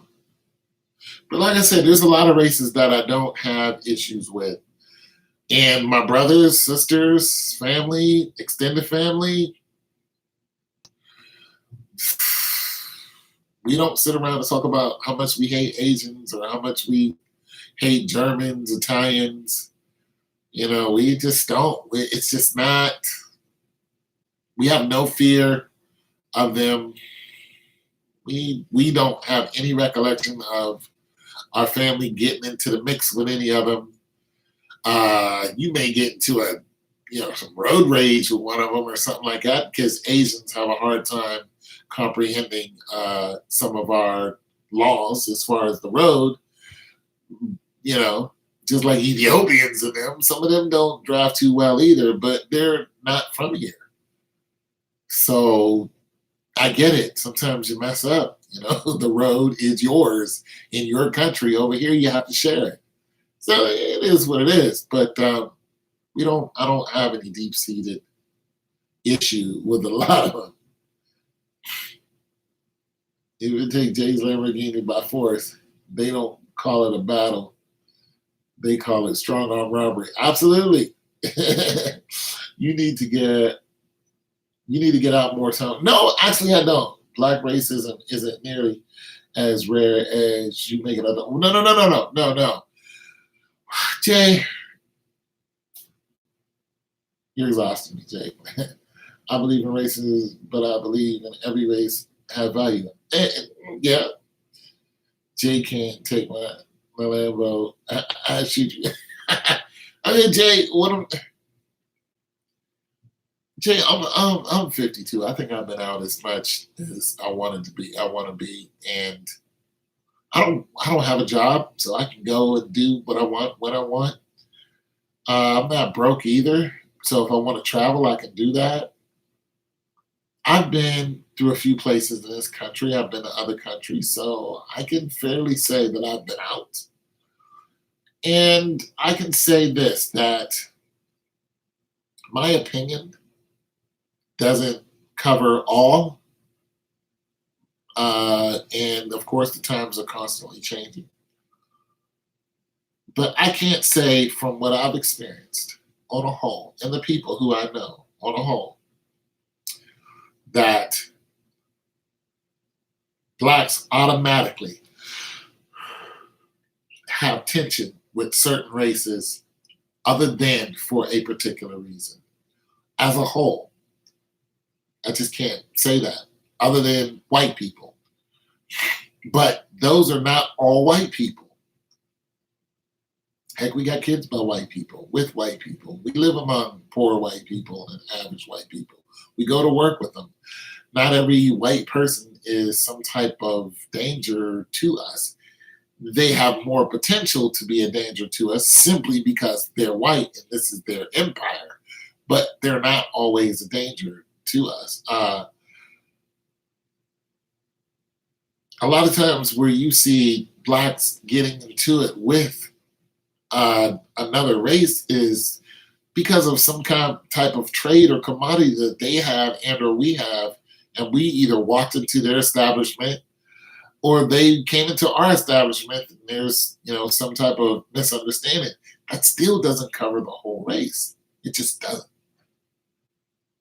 It's when one race has the power to control the rights and resources of any other race by force. You speak of, it's prejudice. This is true. There's racism and there's prejudice. Like, black people can't really be racist. We don't have the power, that's a very good point. We don't have the power. Now, prejudice, yes. Racist, no. We, black people, aren't controlling anyone. There are more Asians on the planet than there are any other race. Okay? This is America, so white people, there are over 245 million white people who live in this country alone. So we're not racist here either. We're not controlling nothing over here. You know what I'm saying? If there's, well, what I'm saying is, okay, so you know what? Say exactly what you're saying. You're saying what neighborhoods? We're saying different sides of the country. Be specific. Be specific. For the sake of argument, Jay, be specific. Since you want to bring up the crime watching, be specific. Because we can take that apart and say, okay, this I know and this I don't know. We can do that. That's fine with me. I'm speaking in general from what I know and from my past. I'm not speaking for everyone. You know what I'm saying? I'm speaking in general from what I know. Dude. All right. Black people don't have the power here in America to be racist. We have the power to be very prejudiced. Now, black people do have we have a jealousy. Now that covers a wide span. Now you want to go there? I'm on board. Black people are, I'm not, but black people are very, as a whole, yeah. White people wrote and enforced the law that denied and restricted the rights of black Americans. Absolutely true. Absolutely true. I was in the USA 2 times, but you don't even live, bro. Do you live here in America? Oh, okay. Well, yeah, yeah. Now I'll tell you, I've been to Europe. I lived in Germany, and not once did somebody, call me out of my name. If they did it in another language. But I'm gonna tell you something. The people in, for one, English is a second language in most countries. Everybody knows it. All right, because they have to trade with us. Everybody knows English, or they know some facsimile of English. I went to Germany. I tried to speak Germany. They answered me in English. Okay, so I've been to a couple different countries, and they didn't. The Germans could care less about you. They could care less. The German women love you. They love black men. But they've been loving black men ever since the Senegalese were fighting for Hitler and having babies. This is one reason why Hitler didn't like black people. But he didn't hate us. He noticed that white women love tall black men. The white German women love tall black men. They do. It's a fact. And this has been going on for hundreds of years. And Hitler was like, I want us to be a pure race, but the Senegalese are over here because of the war that they had with the French, and the white women just love them. Hitler couldn't stop that. Can't stop that at all. It is what it is.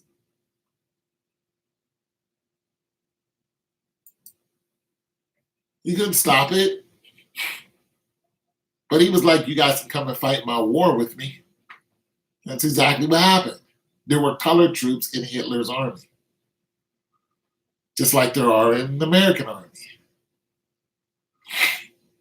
So there are a lot of races that black people inherently, now jealous, yes. Black people are very jealous of a lot of different nationalities for one reason or another. This is very true. But hatred, dislike, hatred, dislike. I don't know that one black person who has hatred against people from Zurich. I hate people from Zurich. You can't stand Swedish people. Damn, wearing them clogs all the time, making them damn fish taste so good. Can't stand Swedish people. Funny hat wearing, spinning around in a circle, dancing.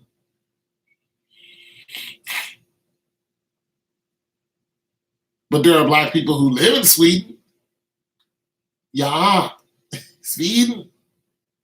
Never been to war. Sweden, never been to war. I'm not jealous. I just want what's stolen. Exactly. I'm going to tell you something. I'm not even sure I want 40 acres and a mule. And a mule to me is a brand new Chevy Tahoe. Let's get that straight. Got about 450 plus horses up in that engine. Matter of fact, a 5.3 engine. Shoot. Since they stopped making a 5.7, shoot, you can give me 2 of them. Northern Ireland, Arab women, German women, England women, like Italian, because they think we are so romantic. Well, yeah. You guys have a stigma for being romantic.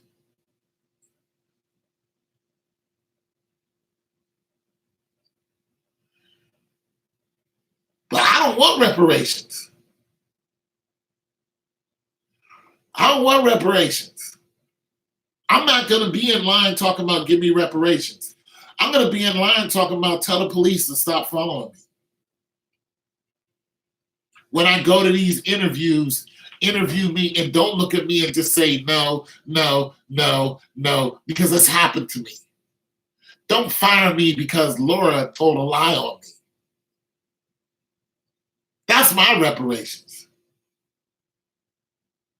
Oh, okay.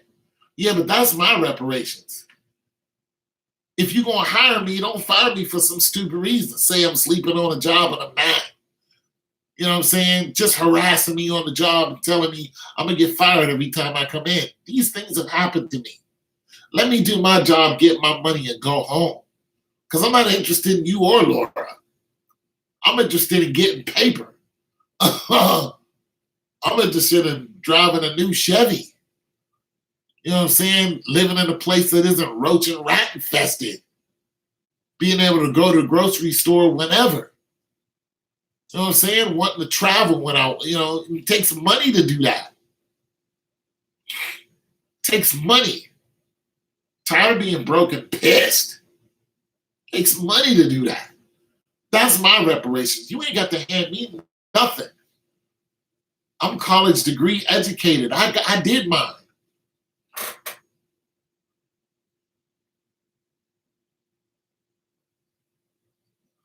Yeah, I did mine.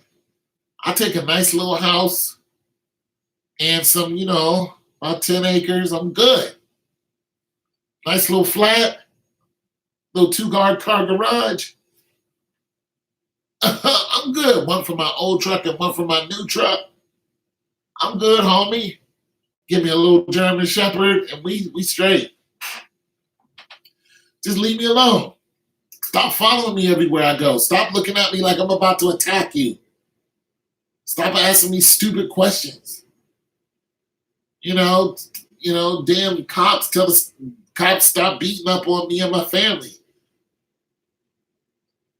Stop looking at me hard because you in a car with your partner and what y'all trying to box or something? Because I'll box with you. If you want to get out of the car on the side of the road, I'll rock with you. I'll take an L. But don't arrest me and tell me I'm going to jail for 20 years because you started some stuff with me.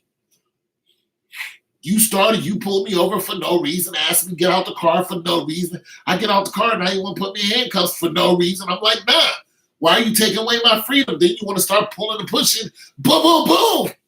And you catch this fade. You caught the fade because you tried to take my freedom away for no reason. You didn't follow the law. Because I'm a tall black man. That's why I don't like them, because they won't leave me alone. Leave me the hell alone. I'm not interested in you. I'm not out here stealing and drug dealing. None of that. I stay by myself. I'm chilling. I ain't got none of your white women over here. I'm not interested in none of that.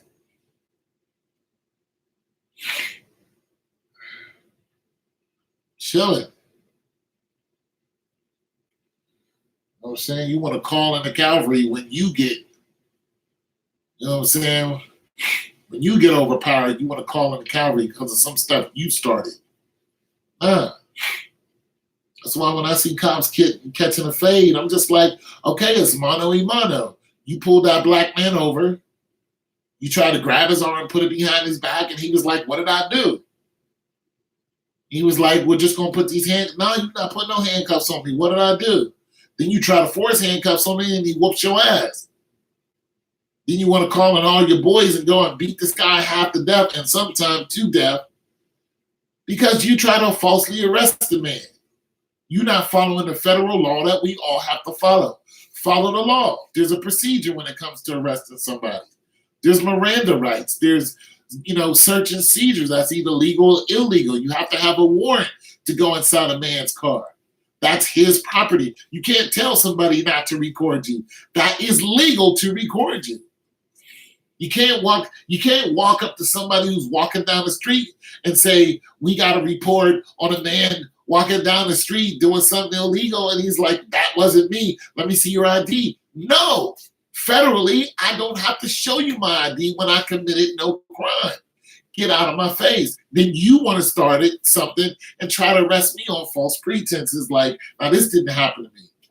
You try to arrest me on this is what I'm seeing happen to people. False pretenses like disorderly conduct.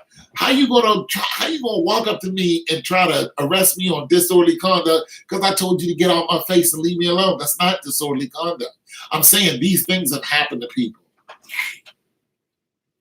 Cops just harass people. I'm sick of it. They're not following federal law. They think they're above the law. So when one of them go to jail, I have no love for you. I have no sympathy for you. None. Put them in jail forever. Screw them. I have been beat up by the police. I have been falsely arrested. I've had my car taken away. I've had, all kind of stuff taken from me because, they're a gang. They're gang members. So I have no love for them. Do I respect the job? I think police reform should have came a long time ago. But I'm just a, old dude. You know what I'm saying?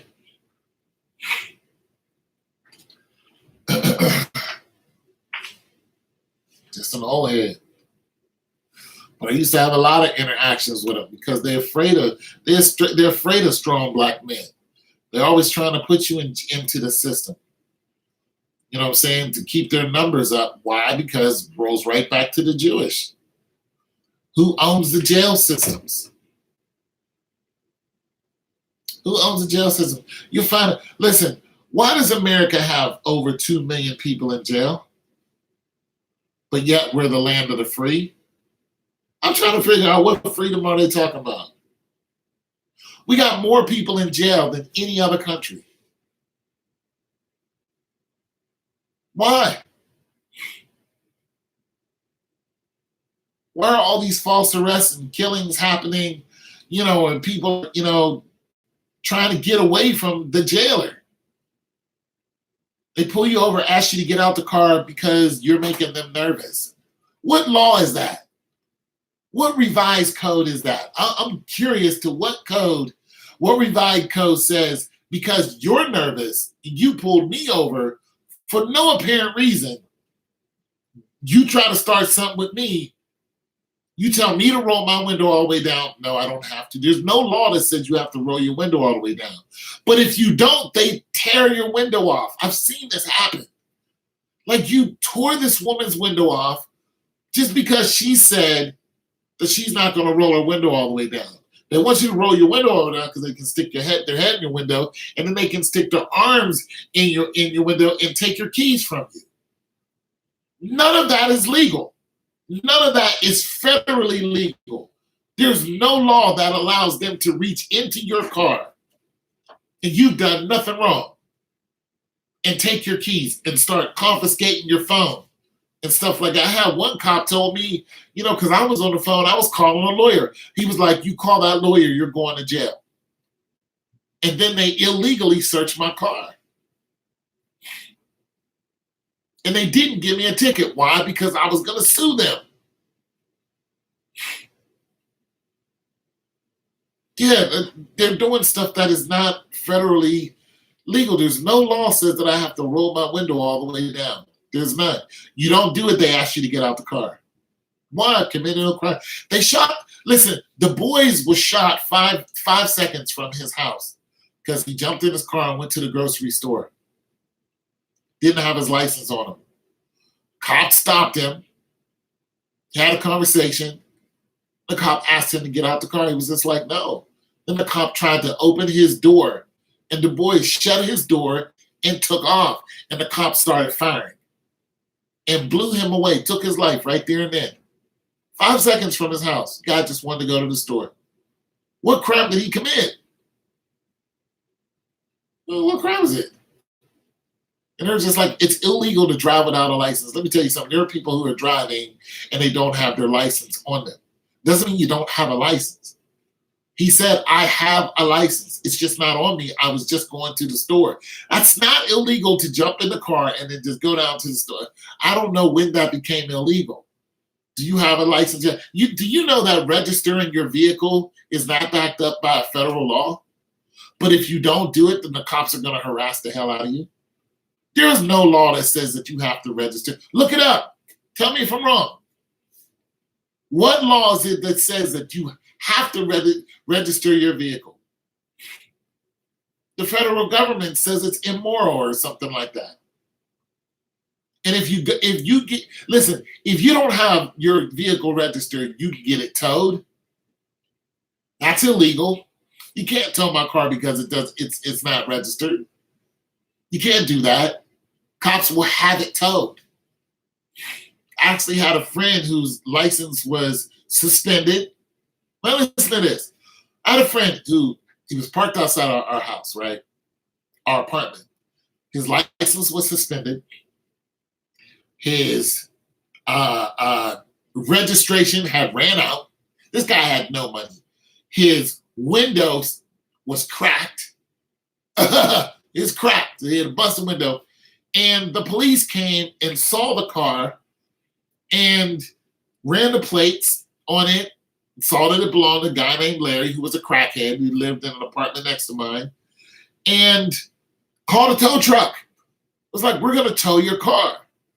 So me and my friend, we came outside, and my buddy Jeff, who lived in the adjacent apartment, and I lived in the one beside Larry, and we came outside and we saw them jacking his car up and the police there, and we're looking, and I went to the cop and I was just like, what's going on? And he was like, well, this car, bad registration, crack window, yada, yada, yada. But nonetheless, it wasn't illegally parked. He was parked in a legal spot. I was just like, so we called to the window. We're like, Larry, come outside. They're towing your car away. And then I turned to the cop. I said, you know what? I work for the Ohio House of Representatives. And tomorrow, when I go into work, I'm going to find out if what you're doing is legal or not. And that cop looked at me, and he looked at the tow truck driver, and he said, put that man's car down right now. Larry came outside. The cop talked to him. He said, you got a week to get this straight. And the cop peeled off. See, a lot of stuff they're doing is illegal. But if you don't know how to fight what they're doing, then they're just going to keep doing it. My cop knew that I was serious. Not only did I work there, but Jeff, who was standing beside me, he worked there too. We were both working at the Ohio House of Representatives. And you better believe when we went to work, we were going to look it up. And then we were going to get in touch with whoever that cop supervisor was. And it was going to be on. We did not play at all. I'm just saying a lot of things that the police are doing is illegal. You can look it up federally and be like, well, the federal, state, county, city government, none of this is backed up by what you're doing. What you're doing is illegal. But what they're doing is they're taking things by force. They're putting you in jail by force. I saw one guy get arrested on YouTube, and the cops told him he was going to jail. He was like, I want a supervisor. He was like, well, you don't get you don't have the right to see a supervisor. You understand what just happened there? All the rights that we fought for was taken away just because that white cop wanted to reach a quota. And he told this black man who he was telling he's going to go to jail. He's like, for what? What did I do? He's like, I want to speak to a supervisor because what you're saying is not correct. He's like, you don't have the right to speak to a supervisor. When did this happen? When did this man lose his rights to speak to a supervisor, to get clarity on the situation, so this man can continue on about his business? This is not a hardened criminal. You didn't just stop somebody who was out committing crime. This guy was minding his business going down the street. You don't have the right. So they open this man's door and try to pull him out. This was a sizable man. So he's wrestling with the one cop. The lady cop comes around, pulls out her guns, and shoots this man. And then she's going to say, oh, I was reaching for my taser. No, your taser's on one side, your gun's on another side. You shot him on purpose. This is why I got issues with the cops. I'm tired of seeing them getting away with that. I'm tired of seeing black people for the longest time being treated like crap, and I'm tired of being treated like crap. I'm tired of it. I'm tired of the abuse of power. Yeah, I want my 40 acres and a mule, but my 40 acres includes telling them to leave me the hell alone. Don't bother me. Don't look at me hard because I'm not afraid of you. I'm not interested. I done seen the inside of a jail cell. I'm not. It's inhumane. That's not where I belong. I'm a smart, educated man who has, I mean, if I was out doing something, yeah, get at me, dog. But I'm not interested in doing any, you know what I'm saying? If I was shoplifting or beating somebody's face in, okay, I get that. I deserve to be arrested. But if I'm just driving or just walking down the street, get the hell out of my face. I don't care about you. I don't care about your gun. I don't care about your mama. I don't care about none of that. Don't point no Glock 40s at me because I don't care. You know what I'm saying? That's just how I feel about the police. I'm just tired of the abuse of power. As far as reparations is concerned, on the real side, they're never going to give us 40 acres. Heck, they've been stealing our land from the very beginning and killing people. They've been killing Black people over their land. Not to mention, when you have that much land, you gotta farm it. Look at the farming programs. Let's go back in the day and look at all the farming programs that were denied to Black people and the Black farmers. I mean, things have changed now, but I mean, from here all the way to South Africa, just look at what they did during the apartheid. You know what I'm saying? And now white people own all this land in a country that's not theirs. Even here. The country's not yours. There's just a lot of you here. This is not your country. And over there in South Africa, like, those people are aggressively taking their land back. Their presidents are like, look, get out of our country. The white people are like, we're not going anywhere. It's like, all right. So what they're doing over in some of these, South Africa, I don't recommend this either, but they're like, they took this one old lady, grandma, right? Went on her property, saw that she was home, and they had a drill. They tied her up and they drilled her knees and her feet. They took a drill bit and drilled her. Like that right there is not, I don't like you. That is hatred. That is deep-seated hatred from what your people were doing to us hundreds of years ago. Shoot, apartheid wasn't hundreds of years ago. 30, 40 years ago. That's deep-seated. That's somebody who saw their mother and grandmother and grandparents going through it and remembered, your family did this to my family. You take something and you're drilling through an old defenseless lady's knees. This really happened. And you kill her like that, that's not, that's hatred. That is deep-seated and just 100%. And they're telling them, get out of our country. And the white dude was like, listen, this happened to my neighbor. That's what the white dude said. He said, it's not a matter of if they're going to come and do this to me and my family. It's a matter of when. But do I feel sorry for them? They lived off of the benefits of apartheid. They benefited. They stole that land. And this is not a young dude. He's, 40, 50 years old. He knew he should make plans to leave. And that's it, and that's all. But will he? No. He'll sit there and fight it out. And when they come for him, he'll put up a struggle. But there's more of them than there are of you. It would be better if you just packed all your stuff or didn't even pack. It'd be better if you took the money that you had in your pocket and jumped on the nearest plane to somewhere that you know that you're not going to lose your life. But that's not what they're going to do.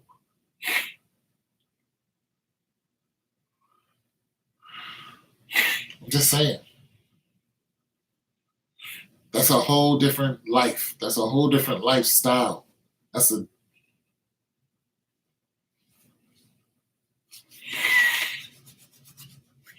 You took what didn't belong to you and you took it by force. And the blood is fresh. When was apartheid? Back in the 60s? Back when Muhammad Ali did the rumble in the jungle? Mandela, him and Winnie? It wasn't that long ago. That blood is fresh. That's fresh. Those white people went over there and robbed all those people. Killed them by mass numbers. And took their land. Just, yeah. And then made laws to keep them poor. So you watching your parents struggle just to get you a sandwich, living in a hut, you grew up like that, you think you ain't gonna be.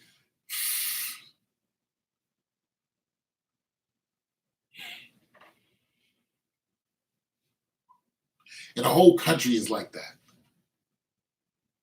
So you got a bunch of poor white people who are trapped because they can't afford to get on a plane. They're not going nowhere. They are poor over there because they're no longer living on the privilege of the apartheid. They're trapped. They're not going nowhere. Then you got some who are farmers here and there, but especially over there, who are like, we're not going nowhere. And they were sent notices. They were sent letters. They had people come to them and tell them, you need to leave. And they have all of these acres of good farmland. I mean, you can see whatever they're growing flourishing. And they're like, we're not going nowhere. And these people are telling them, they're doing you a solid. They're like, listen, apartheid is over. This, and listen, I'm not talking about something that happened 10 years ago. I'm talking about something that's happening now. They're telling them apartheid has ended. You need to leave this country. They're not even telling them to move down the block. They're not telling them, give me my land back. They're telling them to leave the country. One president said, all white people need to leave the country. The country. Just think about that. Nah, bro. You would have to do something. Hey, the Jewish people were kicked out of 109 countries. This is their lineage. The Jewish people were kicked out of 109 countries. Just wrap that around your head. Kicked out. Get out of the country.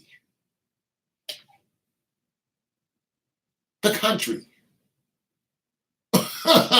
Migrate somewhere else. You have to do something really heinous for somebody to tell you to leave a country. And they're not only talking to you. They're talking to you and everyone like you.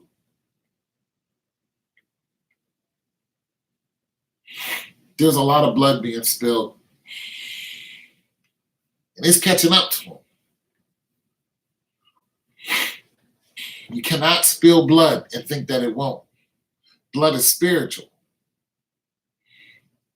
It's not just some liquid that just, happens to, keep our bodies warm.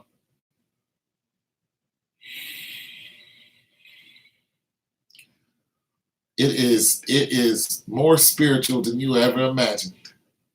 Whenever the Bible or any other holy book or any other non-holy book is talking about humans, they always refer to blood. Blood ties, blood oaths, because blood is spiritual. A blood tie is a spiritual element. A blood oath is a spiritual element.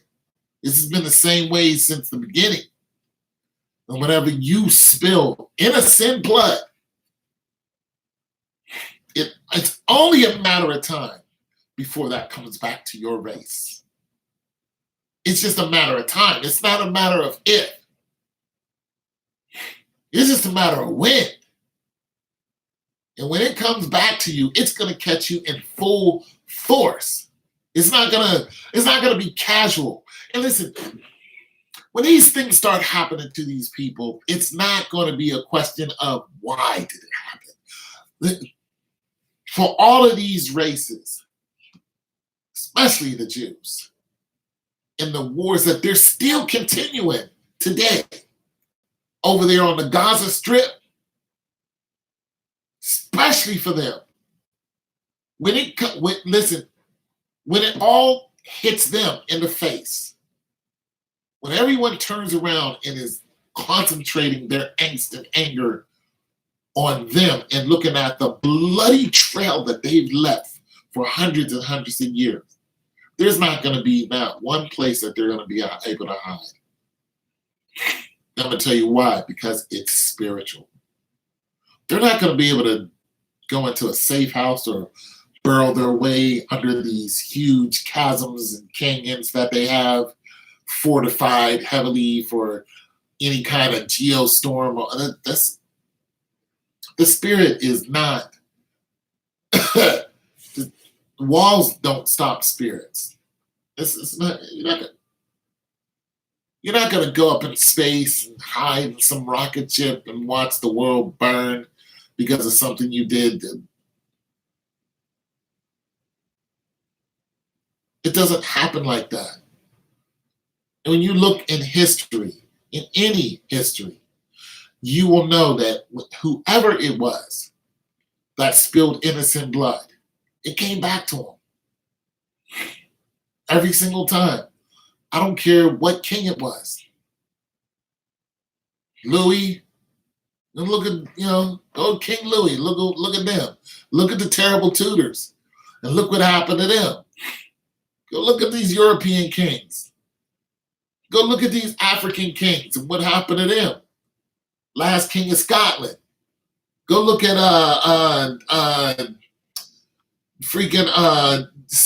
look up some of these Zulu kings and these kings came out of Nigeria and the wars and things that they try to go look at them. Even some of them are alive today. Idi Amin. He in big trouble. Look at Idi Amin.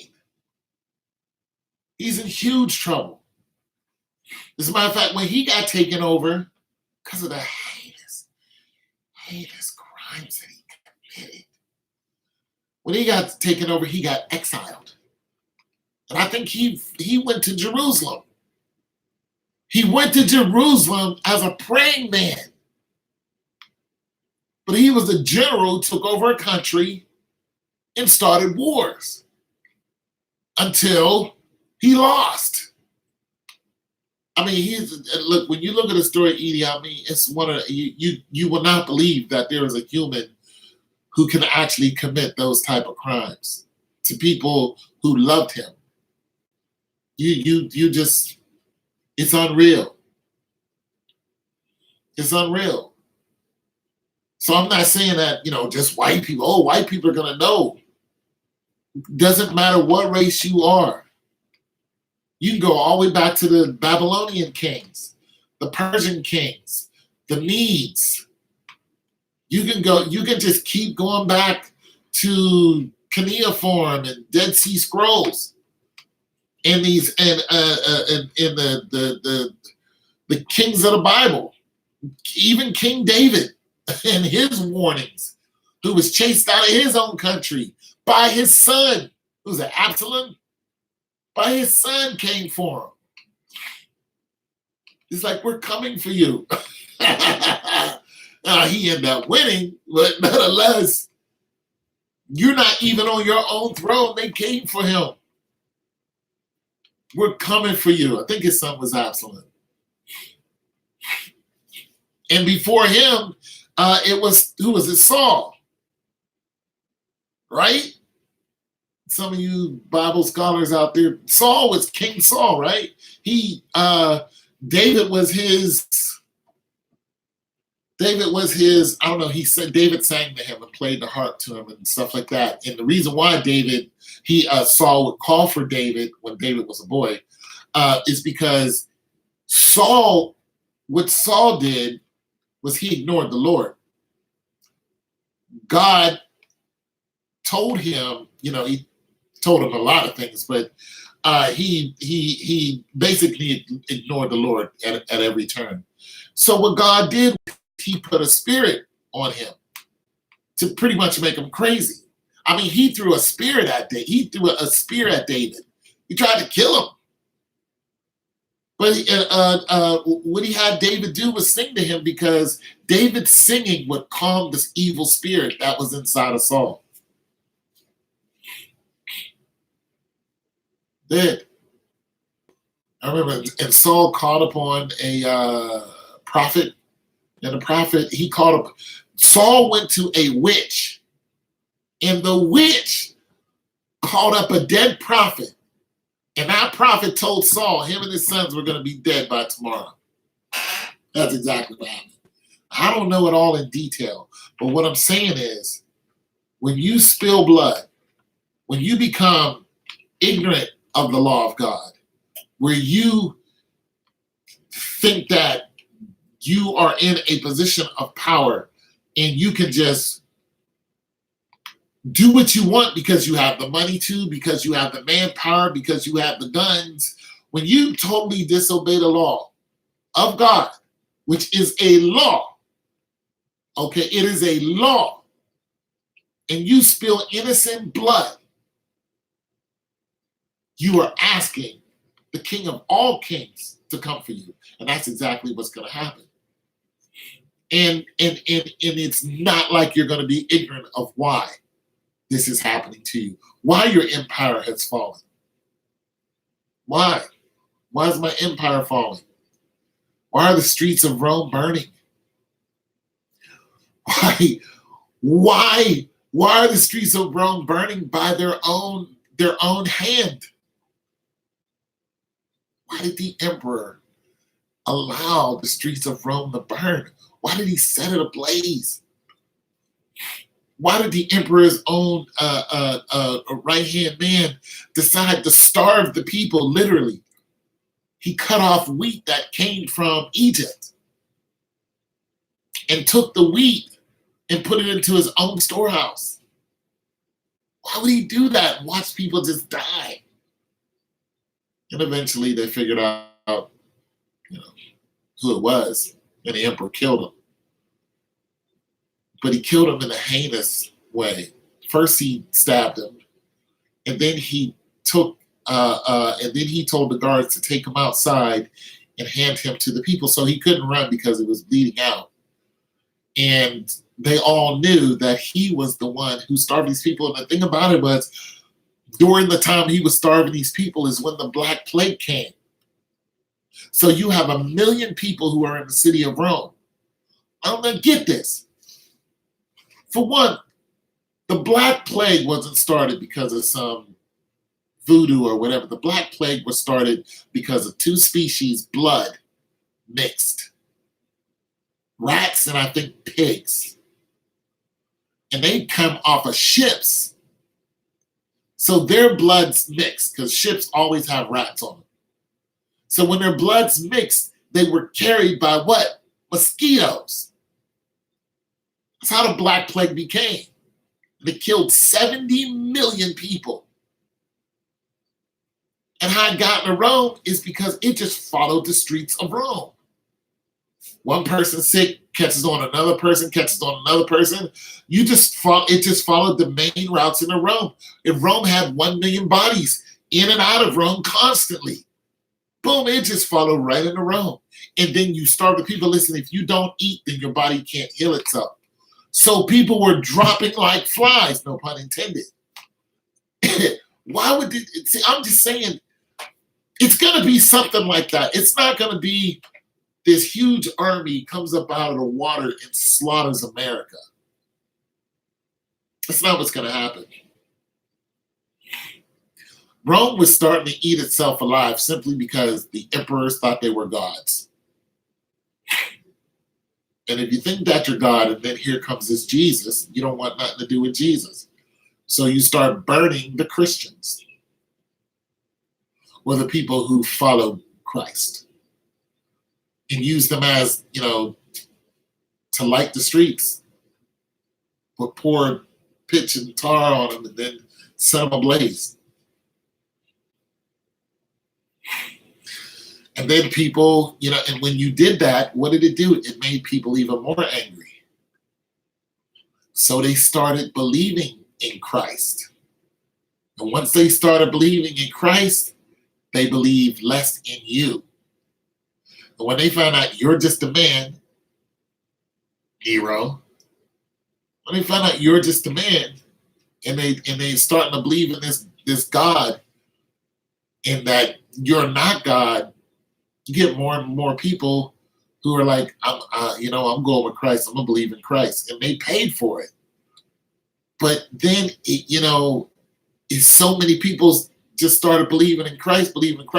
Next thing you know, there's another empire that's also the Roman Empire. This is where Constantine came from, and he decides, you know what? I believe in Christ. Wait a minute. Hold on. You are the sun god, according to your traditional. You're the sun god. You're God. How can you believe in? No, he's like, no, I'm a man. I believe in Christ. It became the first Christian king. And that's why that empire was never overthrown. Not even Hannibal overthrew it. They came for him, but it was never overthrown.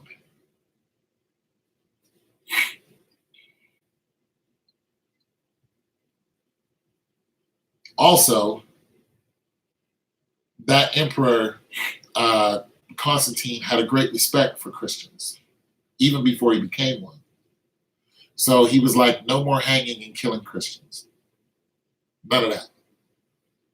We're not doing no more of that. He started recognizing Christians. Then he became one. He also had a great respect for Hannibal. I think Hannibal attacked him at that time. I don't know. But whatever emperor was attacked by Hannibal buried Hannibal's bones in the empire. Hannibal's the ones who took the elephants over the mountains. And when he got to Rome, he had a chance to defeat Rome, but he was like, no, that isn't what I came to do. I didn't come to defeat you. So it was like, you should have defeated us. He died, but nonetheless, he was a great general. Anyways, I'm going to go ahead and go. I can keep talking about this forever, but I'm hungry. And I thank you guys for hanging around and listening to the old dude. I'm going to come back on later on. I'll make some music. And, yeah. Peace, love, and hair grease.